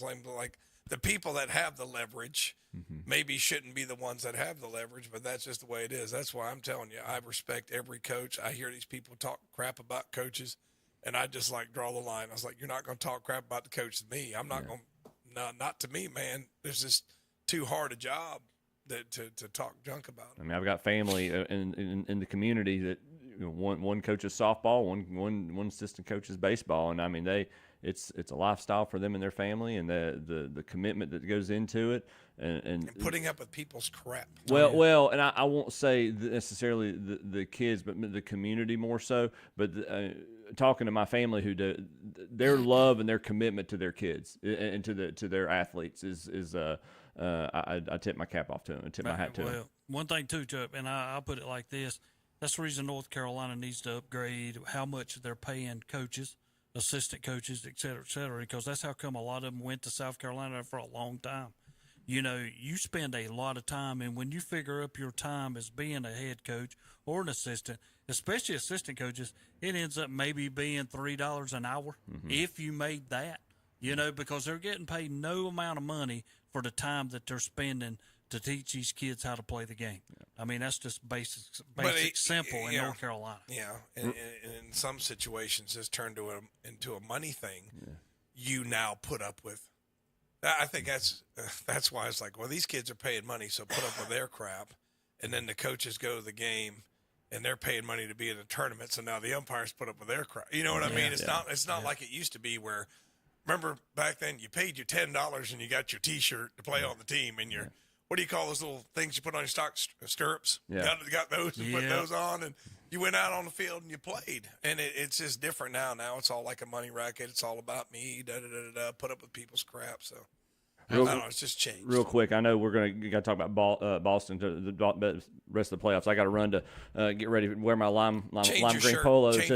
But I just want to I wanted to acknowledge something for change your shirt before you go there. Yeah, I'll do my best. But I want to acknowledge something for Tom. I wasn't here last week, but the point, and we're talking about the state of North Carolina, so. The point we made about the state legislature getting involved with the schedules, Tom, I thought a lot about what you said. I don't know if I would say 100% agree with it, but I really commend your perspective on it. I think that giving back to the community, making sure the money goes back into the community, and in North Carolina, right? And I really like your compromise about the bigger schools playing the smaller schools, like rotating it. I think that's a good compromise. Again, I naturally get cynical anytime we start talking about government reaching their hands somewhere where they've not done it before. It's just the small government in me. I'm not as hesitant because it's the state government and not the federal government, so I'm a little more okay with that. Yeah. But I just wanted to say I didn't get a chance to tell you last week I wasn't here. I respect your position. I don't know if I necessarily would hop on it 100%, but no, you putting the money back into the community is a good idea. Well, if Western Carolina is going to take a beating, why not take a beating from an in-state school as opposed to Alabama? You know what I'm saying. I think they ought to keep the money. Keep the money here. They can't control it, but I think they ought to consider at least having the conversations with the private school. I mean, Gardner Webb ought to be in the loop if it, at least offer it. Sure. I know that they can't administer them, but have the conversation at least. And Ben Mooney throws 5 touchdowns against Chapel Hill. Yeah, so I'll let y'all get back to the playoffs. Kevin, how's our playoff predictions looking? Well, mine's not looking good. Well, no, Tom had Sixers in the finals. Everyone else had Boston. I had the Pacers. They're still in Game 7. And then I think I had the Pacers. No, you did not. Who did I take for the East Finals? You got Boston over the Pacers in the finals. So I had the Pacers winning the East Finals. Yeah, okay, yeah. I thought I had Boston and Pacers. All y'all got Denver winning it, the whole thing. And they got their backs. Who do we take as their opposition in the West? Terry Dallas, Tom and Zach OKC, Chip Dallas and me OKC. Okay. So the OKC guys are down 3-2. Dallas guys up 3-3. Going to Game 7, Nuggets and Timberwolves. That's over. You see, they scored 70 points. I could care less. Could you see what Anthony They're going to get said beat by 45, and they're going to win today. I didn't see it. No, I didn't. So after the game, I can't play it, but I would love I could play it. They asked Anthony Edwards after the game, and they were asking about talking to the security guards and everybody there. He said, I told them MFers I'll be back in Game 7. See you Tuesday. He did. Y'all seen him and on the court doing the 7, like showing everybody we're going to Game 7. They beat You're going to be there, but that's all that's going to happen. They beat the brakes off him. Terry. I'm telling you. It's not going to happen. But I'm telling you, Joker's getting 50, Terry. 20, and 15. Yeah. It's coming. Terry. I'm telling you, it's not going to happen. I don't want to get off. Kevin, go ahead. I want to say something before we get off the Denver. The Denver. Go ahead. Guys. Oh, you was going to say something. Can we not take Rudy Gobert's Defensive Player of the Year away from him? I mean, come on.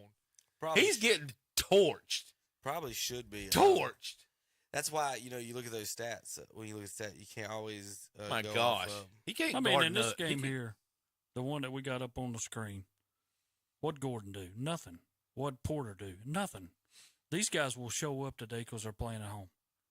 This is a whole different team now for Denver. I don't think, and it kind of makes me really Jamal wonder. Murray has not scored 20 points in this series yet. Well, that's You know what who's I'm gardening? saying. Well, Edwards. That don't mean a thing here. Nothing means anything, Terry, if it goes doesn't. contrary to your point. No, it does doesn't not. mean anything if it disproves what What are you're you arguing. trying to tell me? It's What I'm 3 to trying to 3. tell you is you cherry It's pick 3 your to facts. 3. You cherry pick your I'm not facts. picking facts. It's 3 to 3. You won by That's a blister. 45. That means nothing. And you're getting ready to get beat today. Tomorrow. You're going tomorrow. Yeah, you're getting ready to go to Denver, and your season's going to be over. And Anthony Edwards will take his 7 and try to say 8, and it's not coming because they'll need another one to even it back up, and they won't give them number 8. The reign of Anthony Edwards is here. Whether it's this year or not, we don't know. Remember, he's only He can play. He's only I'm not 22. never gonna He's take only number. 22 years old. So everybody like Andre's like he ain't Jordan. I said, dude, No, he's nowhere 22. near. He's nowhere near Jordan. Like Jordan, LeBron, and all of them, none of them won their first championship till they were 27 years And old. Kobe did because he had Jack on his team. Together, he was a little needs some younger. more players. He has the thing that Jordan has. But or what- had. no, He what has I'm- that I'm better than you gene. Right. Which I don't think LeBron carries that. You know what I'm saying? Like, he don't have that. But what I'm I'm saying is destroying that everybody when I get out here. You're about to see something very interesting Sunday. Whether they win or lose, you're watching what's next in the league and what's coming. He's 22 years old, and he's about to be everyone's problem for the next how many ever years it is. And if he comes out and wins this one, y'all, I mean, the Jokic thing. So Jokic had 22, and you're talking about him being scorched. And this is one of those things where, like Terry said, what did the other guys do? Well, they didn't do anything. It's one of those where you can do whatever you want to, but I'm going to shut these guys down. Well, what did the other guys from Minnesota do? Jane McDaniels, power forward, 21 points. Aaron Gordon, 12. Rudy Gobert, that's what he got torched. He gave up. He's 8 points for 14 rebounds, but Jokic had 22. So everybody's going to look at that, but you're not looking at Towns. Who else down here? Nas Reed. That's your key. That's their 6 man. Yes, 10 points, 11 boards off the rebound, off the bench. Garza, the other center, he came in. He had 8 points. Okay, so you got 18 points out of the center position off the bench. Then 21 from McDaniels at power forward. So there's 39 points, and then Rudy Gobert 7. That's 47 points from big men down low. Now compare that to Jokic's 22. And that's what I'm saying is that as a group effort, they're going in and attacking those big men, and they readjusted. I don't want to get into the defensive exactly the adjustments they made, but they did go back to what they did in Game 2 and make one quick adjustment that meant that Denver had made an adjustment in Game 3 that negated that. So tonight we're about to see. I mean tomorrow, like I said, I think we're going to see a fantastic. I think game. we'll see 40 from Baby Jordan, and I think we'll see 50 from Jokic. I don't think either one of them. He ain't gonna score 50 points. Neither one of them might not get 30. The funny thing, you know, you're talking worried about about each other. Edwards. What Edwards get that? 27. Yeah, I mean the other teams are so worried about those two. Like they're trying. Well, I to guarantee Murray don't go 4 out of 18. He's got a hurt. His arm's hurt. I'm telling you, 4 out of 18 is not what he'll go. He's done it every game in this series. He's got a. I think it's an elbow injury. Is what it is. Find the button to go to see all the box. And then the game before that, Gordon went off. Aaron Gordon went off. That's what Kevin was talking about. Gordon didn't do anything this last game. Gordon went nuts. He started 70% Did the you game not say before that. Anthony Edwards? He said he was 11 of 12. He goes, Aaron Gordon. He goes 11-12. We should lose.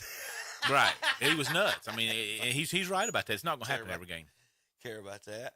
But it's fantastic. I told you I thought this was the finals before. Now, I've got exclusive video here of Jokic. Now, we had Scheffler's video. This is Jokic warming up before the game out at the park with some locals there. Here's Zach. Hit it? No, you don't have to hit it. Well, I want to do the music. Watch the Joker here. Boom! Terry, this dude will bust Caitlin Clark. Look at these passes. Spin it. The funny thing is, you know, you're talking about Jokic, you're talking about Anthony Edwards coming up, but Jokic's style play, he'll be able to play as long as he don't get an injury forever. There's 'Cause he's Jokic so right there. Yeah, he's 700 fluid. pounds. Just killing slow. people. Can't stop him. That's Mike Silver. It is. Terry, you never know there's a guy like that on the court, do you? Well, yeah. And then he just broke that guy's ankles. He didn't go nowhere. Hey, my cousin's daddy. That's my cousin's daddy, man. He would go out there and just shoot stupid stuff and kill us. Yes, Terry. If you've ever wanted to see someone hit 3-point hook shots, go play with this dude. He's just like, what the heck is that? Like, how can you defend that? All right, we come back with that NFL NASCAR to finish up the day. KDCBroadcast.com. Country Gold with Terry Clark. Hi, I'm Terry Clark, inviting you to join me for Country Gold. Each week, we play your favorites from the 80s and 90s and check in with the stars who made them. Don't miss out on the fun. Join Terry Clark every Thursday afternoon at 1 o'clock on Carolina Country WCSL 92.9 FM, 1590 AM, and online at ktcbroadcasting.com. Grizzly the Greeter says come on in now to Blessed Buildings and Tiny Homes in Cherryville and save during their late spring sale on Heritage Greenhouses. Take 10% off standard size new orders and on the lot inventory. And take 5% off 5x8 sizes. Also this month, take 20% off all buildings priced under $10,000. And take 25% off all buildings priced over $10,000. Blessed Buildings and Tiny Homes, Highway 150 East in Cherryville, right across from Ace Hardware. Online at blessedbuildings-tinyhomes.com. Join us for our live Sunday morning worship services on WHS. It's the Sunday morning worship service from Calvary Baptist Church in Shelby, and on WCSL, it's the Sunday morning worship service from First Baptist Church in Cherryville. Wait. Don't you just hate waiting? Well, I do too. That's why I go to All Ray Tire Center, where I get in and out service and check out some of their springtime specials, like alternator service starting at $79.95, an oil change starting at $47.99, brakes starting at $125 per axle, and they have great prices on tires, and most sizes are in stock, so you don't have to wait. Visit your nearest All Ray Tire Center, West Main Street, Forest City, Lower Dallas Road in Dallas, East Main Street in Cherryville, West Dixon Boulevard, Shelby, and Carbon City Road in Morganton. On the Go Quick Lube in Falston is not just oil changes. They have tires for all cars with names like GT Radio, Hankook, and Toyo, plus interstate batteries and wiper blades. Of course, they do oil changes featuring Castrol, Motorcraft, and Rotella diesel oil, and they carry diesel truck fuel filters. Plus, they're an official North Carolina inspection station. For quick service with competitive pricing and professional technicians, head over to On The Go Quick Lube today. 3716 Falston Road, Highway 18 north of Shelby, and go Burns Bulldogs. Spring is the best time of the year to play golf, and the Cherryville Golf and Country Club invites you to play. You'll love the challenge at the Cherryville Golf and Country Club. For tee times, call 704-435-6597. It's open to the public. Plus, ask about special membership offers. And they have a driving range, too. And remember the Cherryville Golf and Country Club for that special event. The Cherryville Golf and Country Club, 200 Club Drive in Cherryville, online at cherryvillegolf.com, and like them on Facebook, too. And we're back on Saturday Morning Sports with Kevin and the gang. I think they're talking, I think he said NASCAR, if I remember correctly. Well, yeah, look, NFL, fun tweets. We really got really nothing big on the docket. Important, I don't think. Any Panthers news, Zach? No primetime games. The only NFL team. If that tells you anything. The only NFL team. They didn't get a primetime game. So they asked the Twitter's or X's artificial intelligence, why is the NFL listed as an entertainment company, not a sports company like the rest? And his response was, this classification allows them to legally fix the outcomes of games and remain protected under law. We've talked about that before, but even the artificial intelligence is answering it that way. So it's out in the open. We'll see how many people really care about it or think that it's still, you can tell people the truth. They don't believe that they're lied to their face, I guess. Let's see. That was a Nicholas story. We'll do that in a minute. All right, we'll come back we'll end the show with those. All right, let's see. Tom, anything on the Browns real quick before I start looking around at the... No, but, to be honest, I sort of been, keeping up with the NBA playoffs and baseball a little bit. This is kind of the lull for football because you've had your draft, you've had your free agency, and some people have signed here or there. So it's just kind of like every once in a while you get a blip on college football where somebody transferred again. And, the big news for Ohio State is, they had Mirko, their punter from Australia, transferred to Vanderbilt. Probably because they don't punt enough at Ohio State.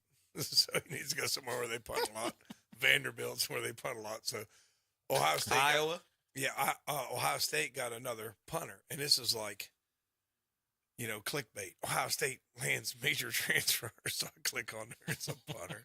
I was like, this is how you know that this is a downtime for football, so there's just not a whole lot going on, but it'll start picking back up. You get closer to, the season it'll pick back up. So that's like us for Dallas. I mentioned Dallas because you didn't ask me, but when they come out with this schedule, and I saw Cleveland to start it off with, I thought, it's 17-0 year. That was the news. Yeah, the schedules came out. Yeah, it'd be 17-0 year for Dallas because we're starting off with Cleveland.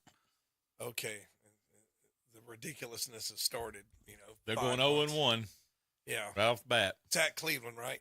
It's that little outdoor stadium. You will not. Well, they're talking about moving it out of Cleveland and doing a dome, but I think, and I've just heard that rumor, but I think they would do that because now you can get some of these guys are like, I'm not going anywhere where it's cold. There's guys like that. It's like, okay, well, we got a dome. I guess they're going to play that game. But now, am I correct? They're changing all them rules for all them games now? What do you mean? It can be canceled if it's going to be too cold. I mean, I have not seen that. If it's -10, I don't blame them. Yeah, I think that's coming through, guys. Well, because you had a couple fans die. I think it's because of that too.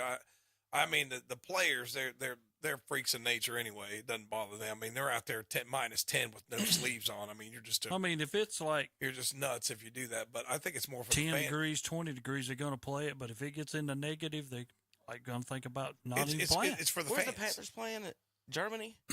Yeah, they're all playing overseas. Somebody's playing in Brazil to open the season. They're trying to make it a global. So problem. check your schedule. They're trying to do like soccer, make it global. At one point, that there'll be 4 teams in Europe, so they'll have a Europe division, and then maybe another North American one with Mexico. Who knows? But yeah. Well, that will be complained about as soon as that happens.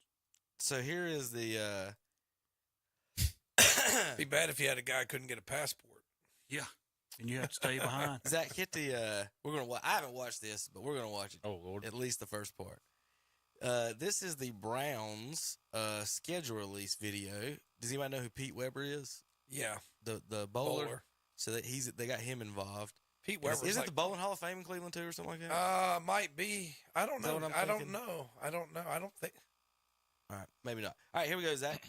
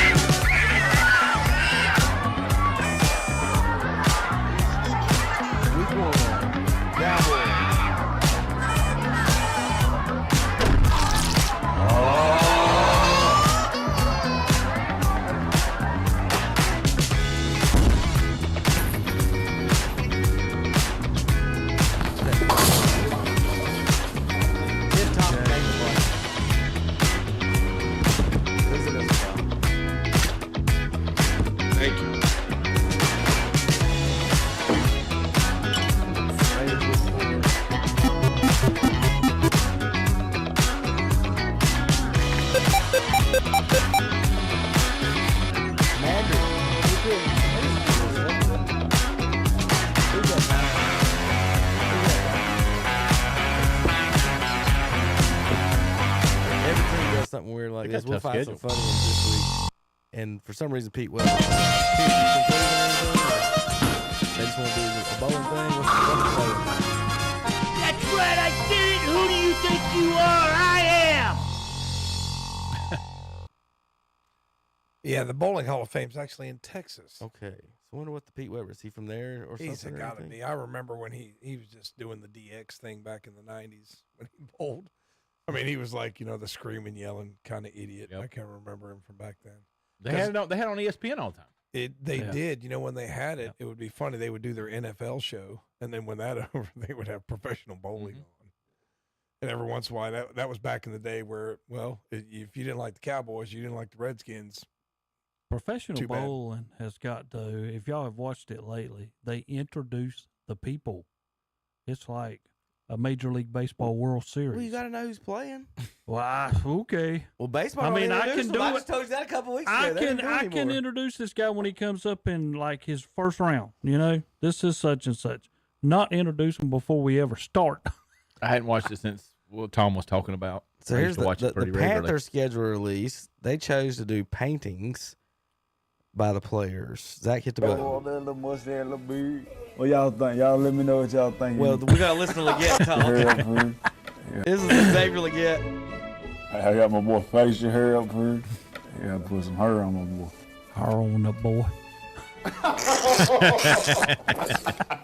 I got a little facial hair over there, a little mustache, a little beard. What y'all think? Y'all let me know what y'all think in the comments. Hey, I'm a first-time painter. I ain't never painted nothing in my life. Y'all, as we can see, we got painting with friends. So they painting each other, these faces, and then putting the schedule over the top of it.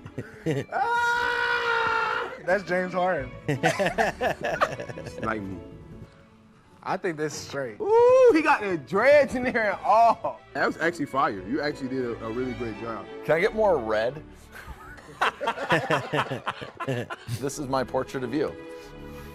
Dude, I like it. That's good. The skin tone looks spot on. How many of these guys soon to be hung up in the Jansen home? I was about to say, how many of these guys are taking these pictures home and putting them up in their, they're going to sign them and get them framed and put them up in their house. The wives are going to be like, oh my God. Like, So- y'all so five. That was a promotion. That's the Panthers putting out their schedule. If you notice, Tom, each one in the background here, it would say Week 8 Broncos, Yeah. and they put their picture of their in the background. See That's cute. It's the guys they drew. Yep, that's why they're 3-14. Does that give you confidence going into the season? No. Other than wanting to listen to Legette's post game interviews, He's gold. I'm telling you, he's gold. I just don't get into that kind of stuff. I don't know. I mean, I guess it's old school. Terry, I you hope know, he man, plays very well. I don't have Jerry- little to zero interest in that. Jerry, I know Tom, you don't like any fight for fun. The Dallas was not good neither. Jerry I'm just being Jones, honest. listen, Jerry Jones, Arkansas booster, okay, is willing to pay the freshmen and players that come to Arkansas twice as much as what they would get at Kentucky.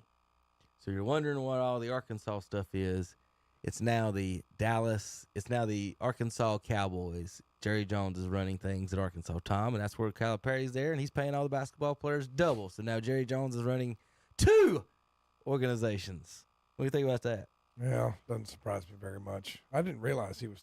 I mean, I forget that he went to school there. Yeah. He won a national championship there. Yeah, with Jimmy Johnson. With Jimmy Johnson.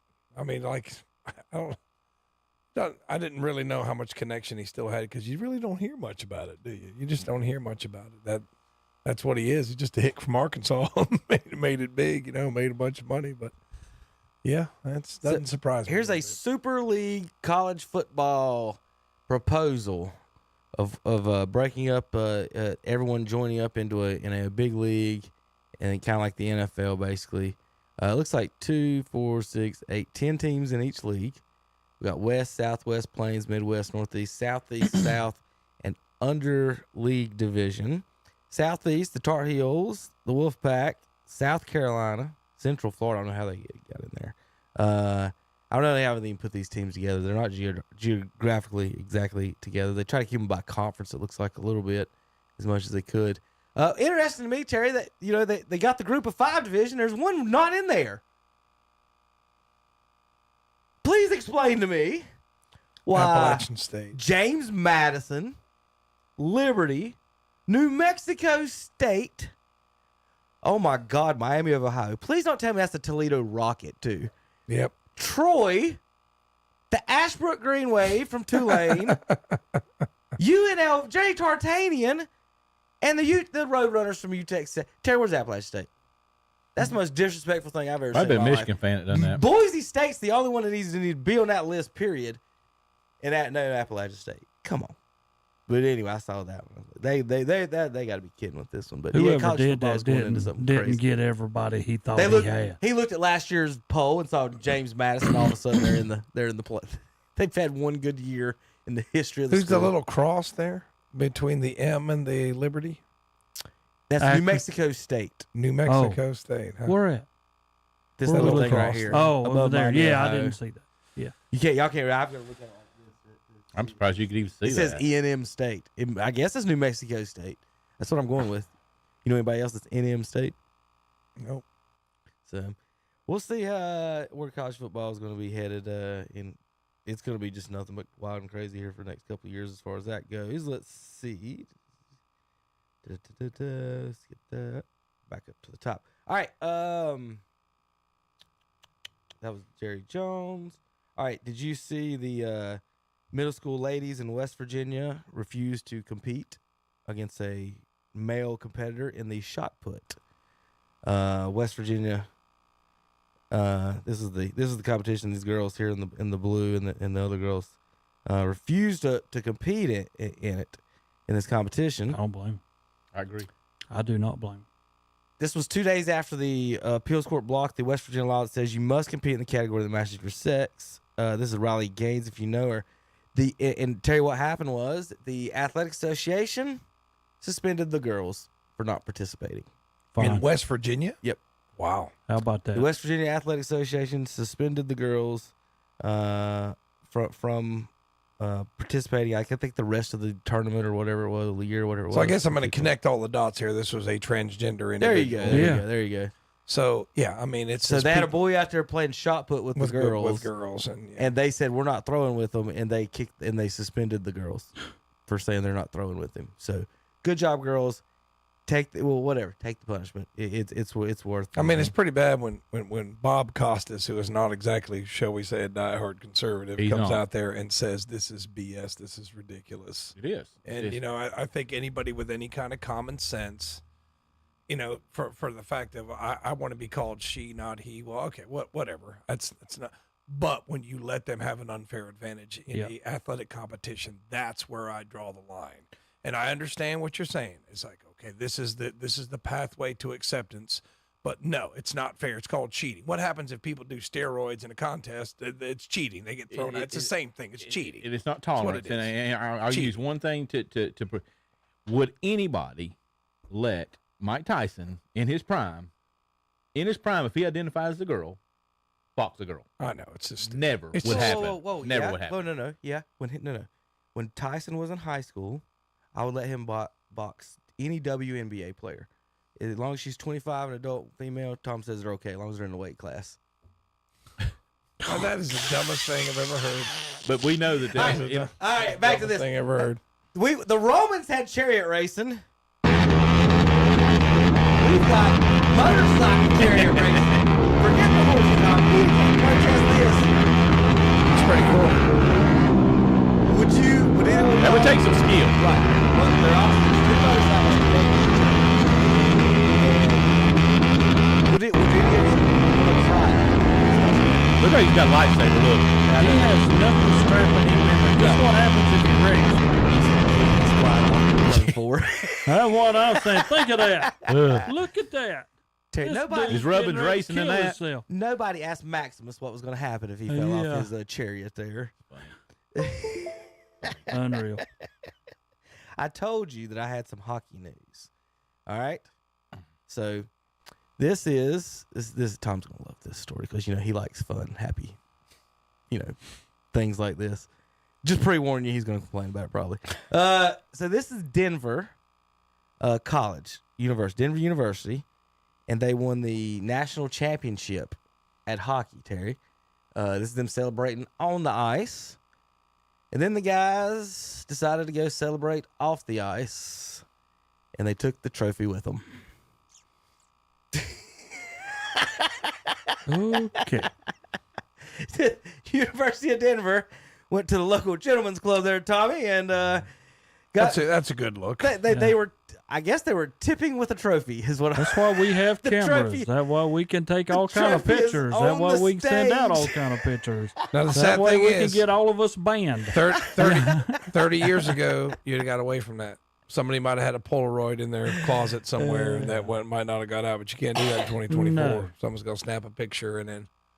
They probably shouldn't have brought the trophy. Exactly. Right? If they walk in with their jerseys, because somebody's going to say, well, I can't anything. Identify that's him. He's probably just got right. that He's on. Just got a shirt on. But, yeah. But what I don't understand, the trophy. You're a collegiate athlete. You're a collegiate athlete, but you have to go to a gentleman's club to get some attention. Yeah. You just want you just want a championship, but you got to go down to the gentleman's club. I told to you he would hate on it. He would find no fun in this whatsoever. Bunch of guys win a championship, Tom. What are we going to do?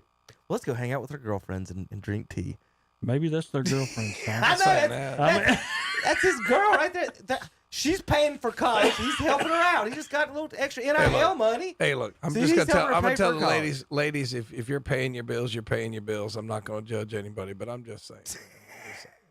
So you're a collegiate Oh, athlete. my goodness. You got to go to the gentleman's club, get a little attention. I'm just saying. I It's just told you kinda- he was gonna hate it. I'm I just don't saying. think they were going there for the attention, Tom. That's not. I don't think there's a If they lonely didn't- old man sitting in the corner. If they didn't want they're going there to have fun. If they didn't want attention, why'd they bring the trophy? Well, that's That's a good point, right? That's a good point. Yeah. No, not because they wanted to. Well, I'll describe how these establishments work later if you want me to. Tom. But you don't need that. I'm just saying you don't need it. You don't. Whatever. I mean, you don't need it. All right, real quick. Whatever. NASCAR this weekend. Oh, is this All-Star weekend? Terry. Well, Yeah. they're racing at North Wilkesboro. Yep. So Kyle Larson's Tomorrow got a night, weird, 8 o'clock. Kyle Larson's got a weird schedule. He can't qualify because he's doing the Indy 500 stuff, qualifying and all that other stuff. So someone else is kind of doing it for him. I don't know the exact details on it, but he's supposed to be able to get in and get into the race by the time the race starts. Someone else may have to start for the race even for him, but we'll see. Didn't Robbie Gordon used to do that? Well, this one's different because it's the All-Star race. So Oh, okay, So they've got different rules for. So you have to be qualified for the race, and then you've got to go by NASCAR's qualifications for. Because they've got different rules for like starting races, ending races, qualifying for drivers sick, injuries, and things like that. So there's two sets of rules. Hey, are you even in it? And then can you be there for all the required things?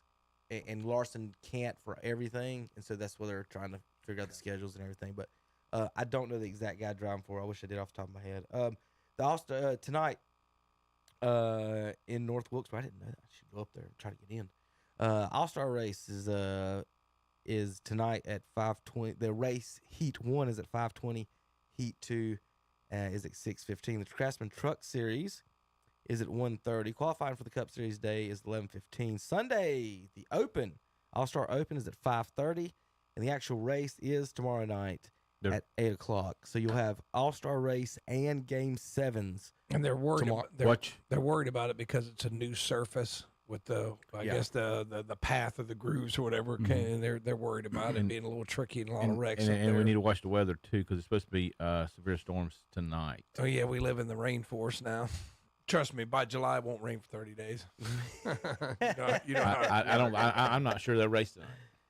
You don't think they will? They're calling for I haven't severe weather. Looked at their weather. From 3 to like 10 o'clock. Yeah, Burns better hurry up and get that game started today because they're Yeah. calling for thunder showers At like starting at about 4-ish 4 or o'clock. something? Yeah, they better get that thing started. I'm gonna find you guys. They took I think Michael Waltrip took a trip around North Wilkesboro on the new pavement. He always that you were trips just me out talking when he about goes that time. around. He's just really. I know those guys are short, but he just seems like he's 7 foot tall. Yeah, well, Waltrip's not short. He is much taller. But than all that, the so- racers now just seem like they are. You know, about like the horse jockeys. Yeah, I mean that's a good Larson's comparison. small, yeah, all most the of them guys are. all those guys he talks to, they're just small guys. Who drives a 45? A Reddick. Yeah, he's Tyler small. Reddick, yeah. I mean, bad luck for him last week. That's not it. I was trying to find an actual lap around that. He just did it the other day, and I had it on my Twitter feed. Let's see if this might be. I want to show you one thing though that you're going to. This is Michael appreciate. Waltrip This going baby around here's got Bob the Podcast. pickup. Yeah. You ready? I'm ready. 1, 2, 3. How cool is that? That's Coming cool. off pit road, got to stay on the apron. Right on the apron, but we're going to try to gun it as hard as we can to hit on the road. Woo! Let's go, Bob! It's pretty smooth, isn't it? It's really smooth, but watch this. Any bumps? Watch this. You want to probably clip the apron right here on exit. That's that transition. Woo! And remember how they clip this wall? Yeah, now watch this. Watch right here. There's a good part of the apron to hit. And off this transition, you don't want to hit the apron because look what that What is he does. driving? Yeah, This? really got to make sure you stay up on the road off turn 2. Woo! So I don't know if that's your jacket or what. That's a pretty good line. Oh no, I washed. Burn them tires. I washed out, Bob. I was gonna say, he's spinning here in a minute.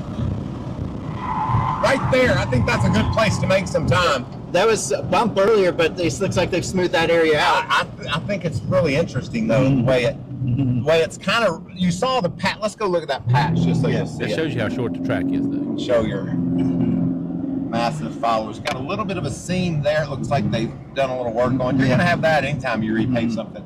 And then right here, I think this is a place where we can really see them get right there. You want to be as low as you can because look how the racetrack just falls away from you right there. Yeah. And then this is somewhere I want you to take a look at. It's uphill, Probably too, the perfect line Most would of these be tracks just are- past are the end for of the the most wall part, they try where to you do see this. the work they've done here. Yeah, So they took out part of the wall because it's mountain racing time. Break out the Joxx. You know what they found last week? I know I don't have the highlight of it. We got to go. They actually just found an old steel underneath the grandstands. Underneath. Yep. Pretty cool. They were renovating this past weekend. I'm pretty sure Junior Johnson knew exactly where that was. What do you think, Terry? My pocket got filled. All right. We'll see you guys next week. Katie.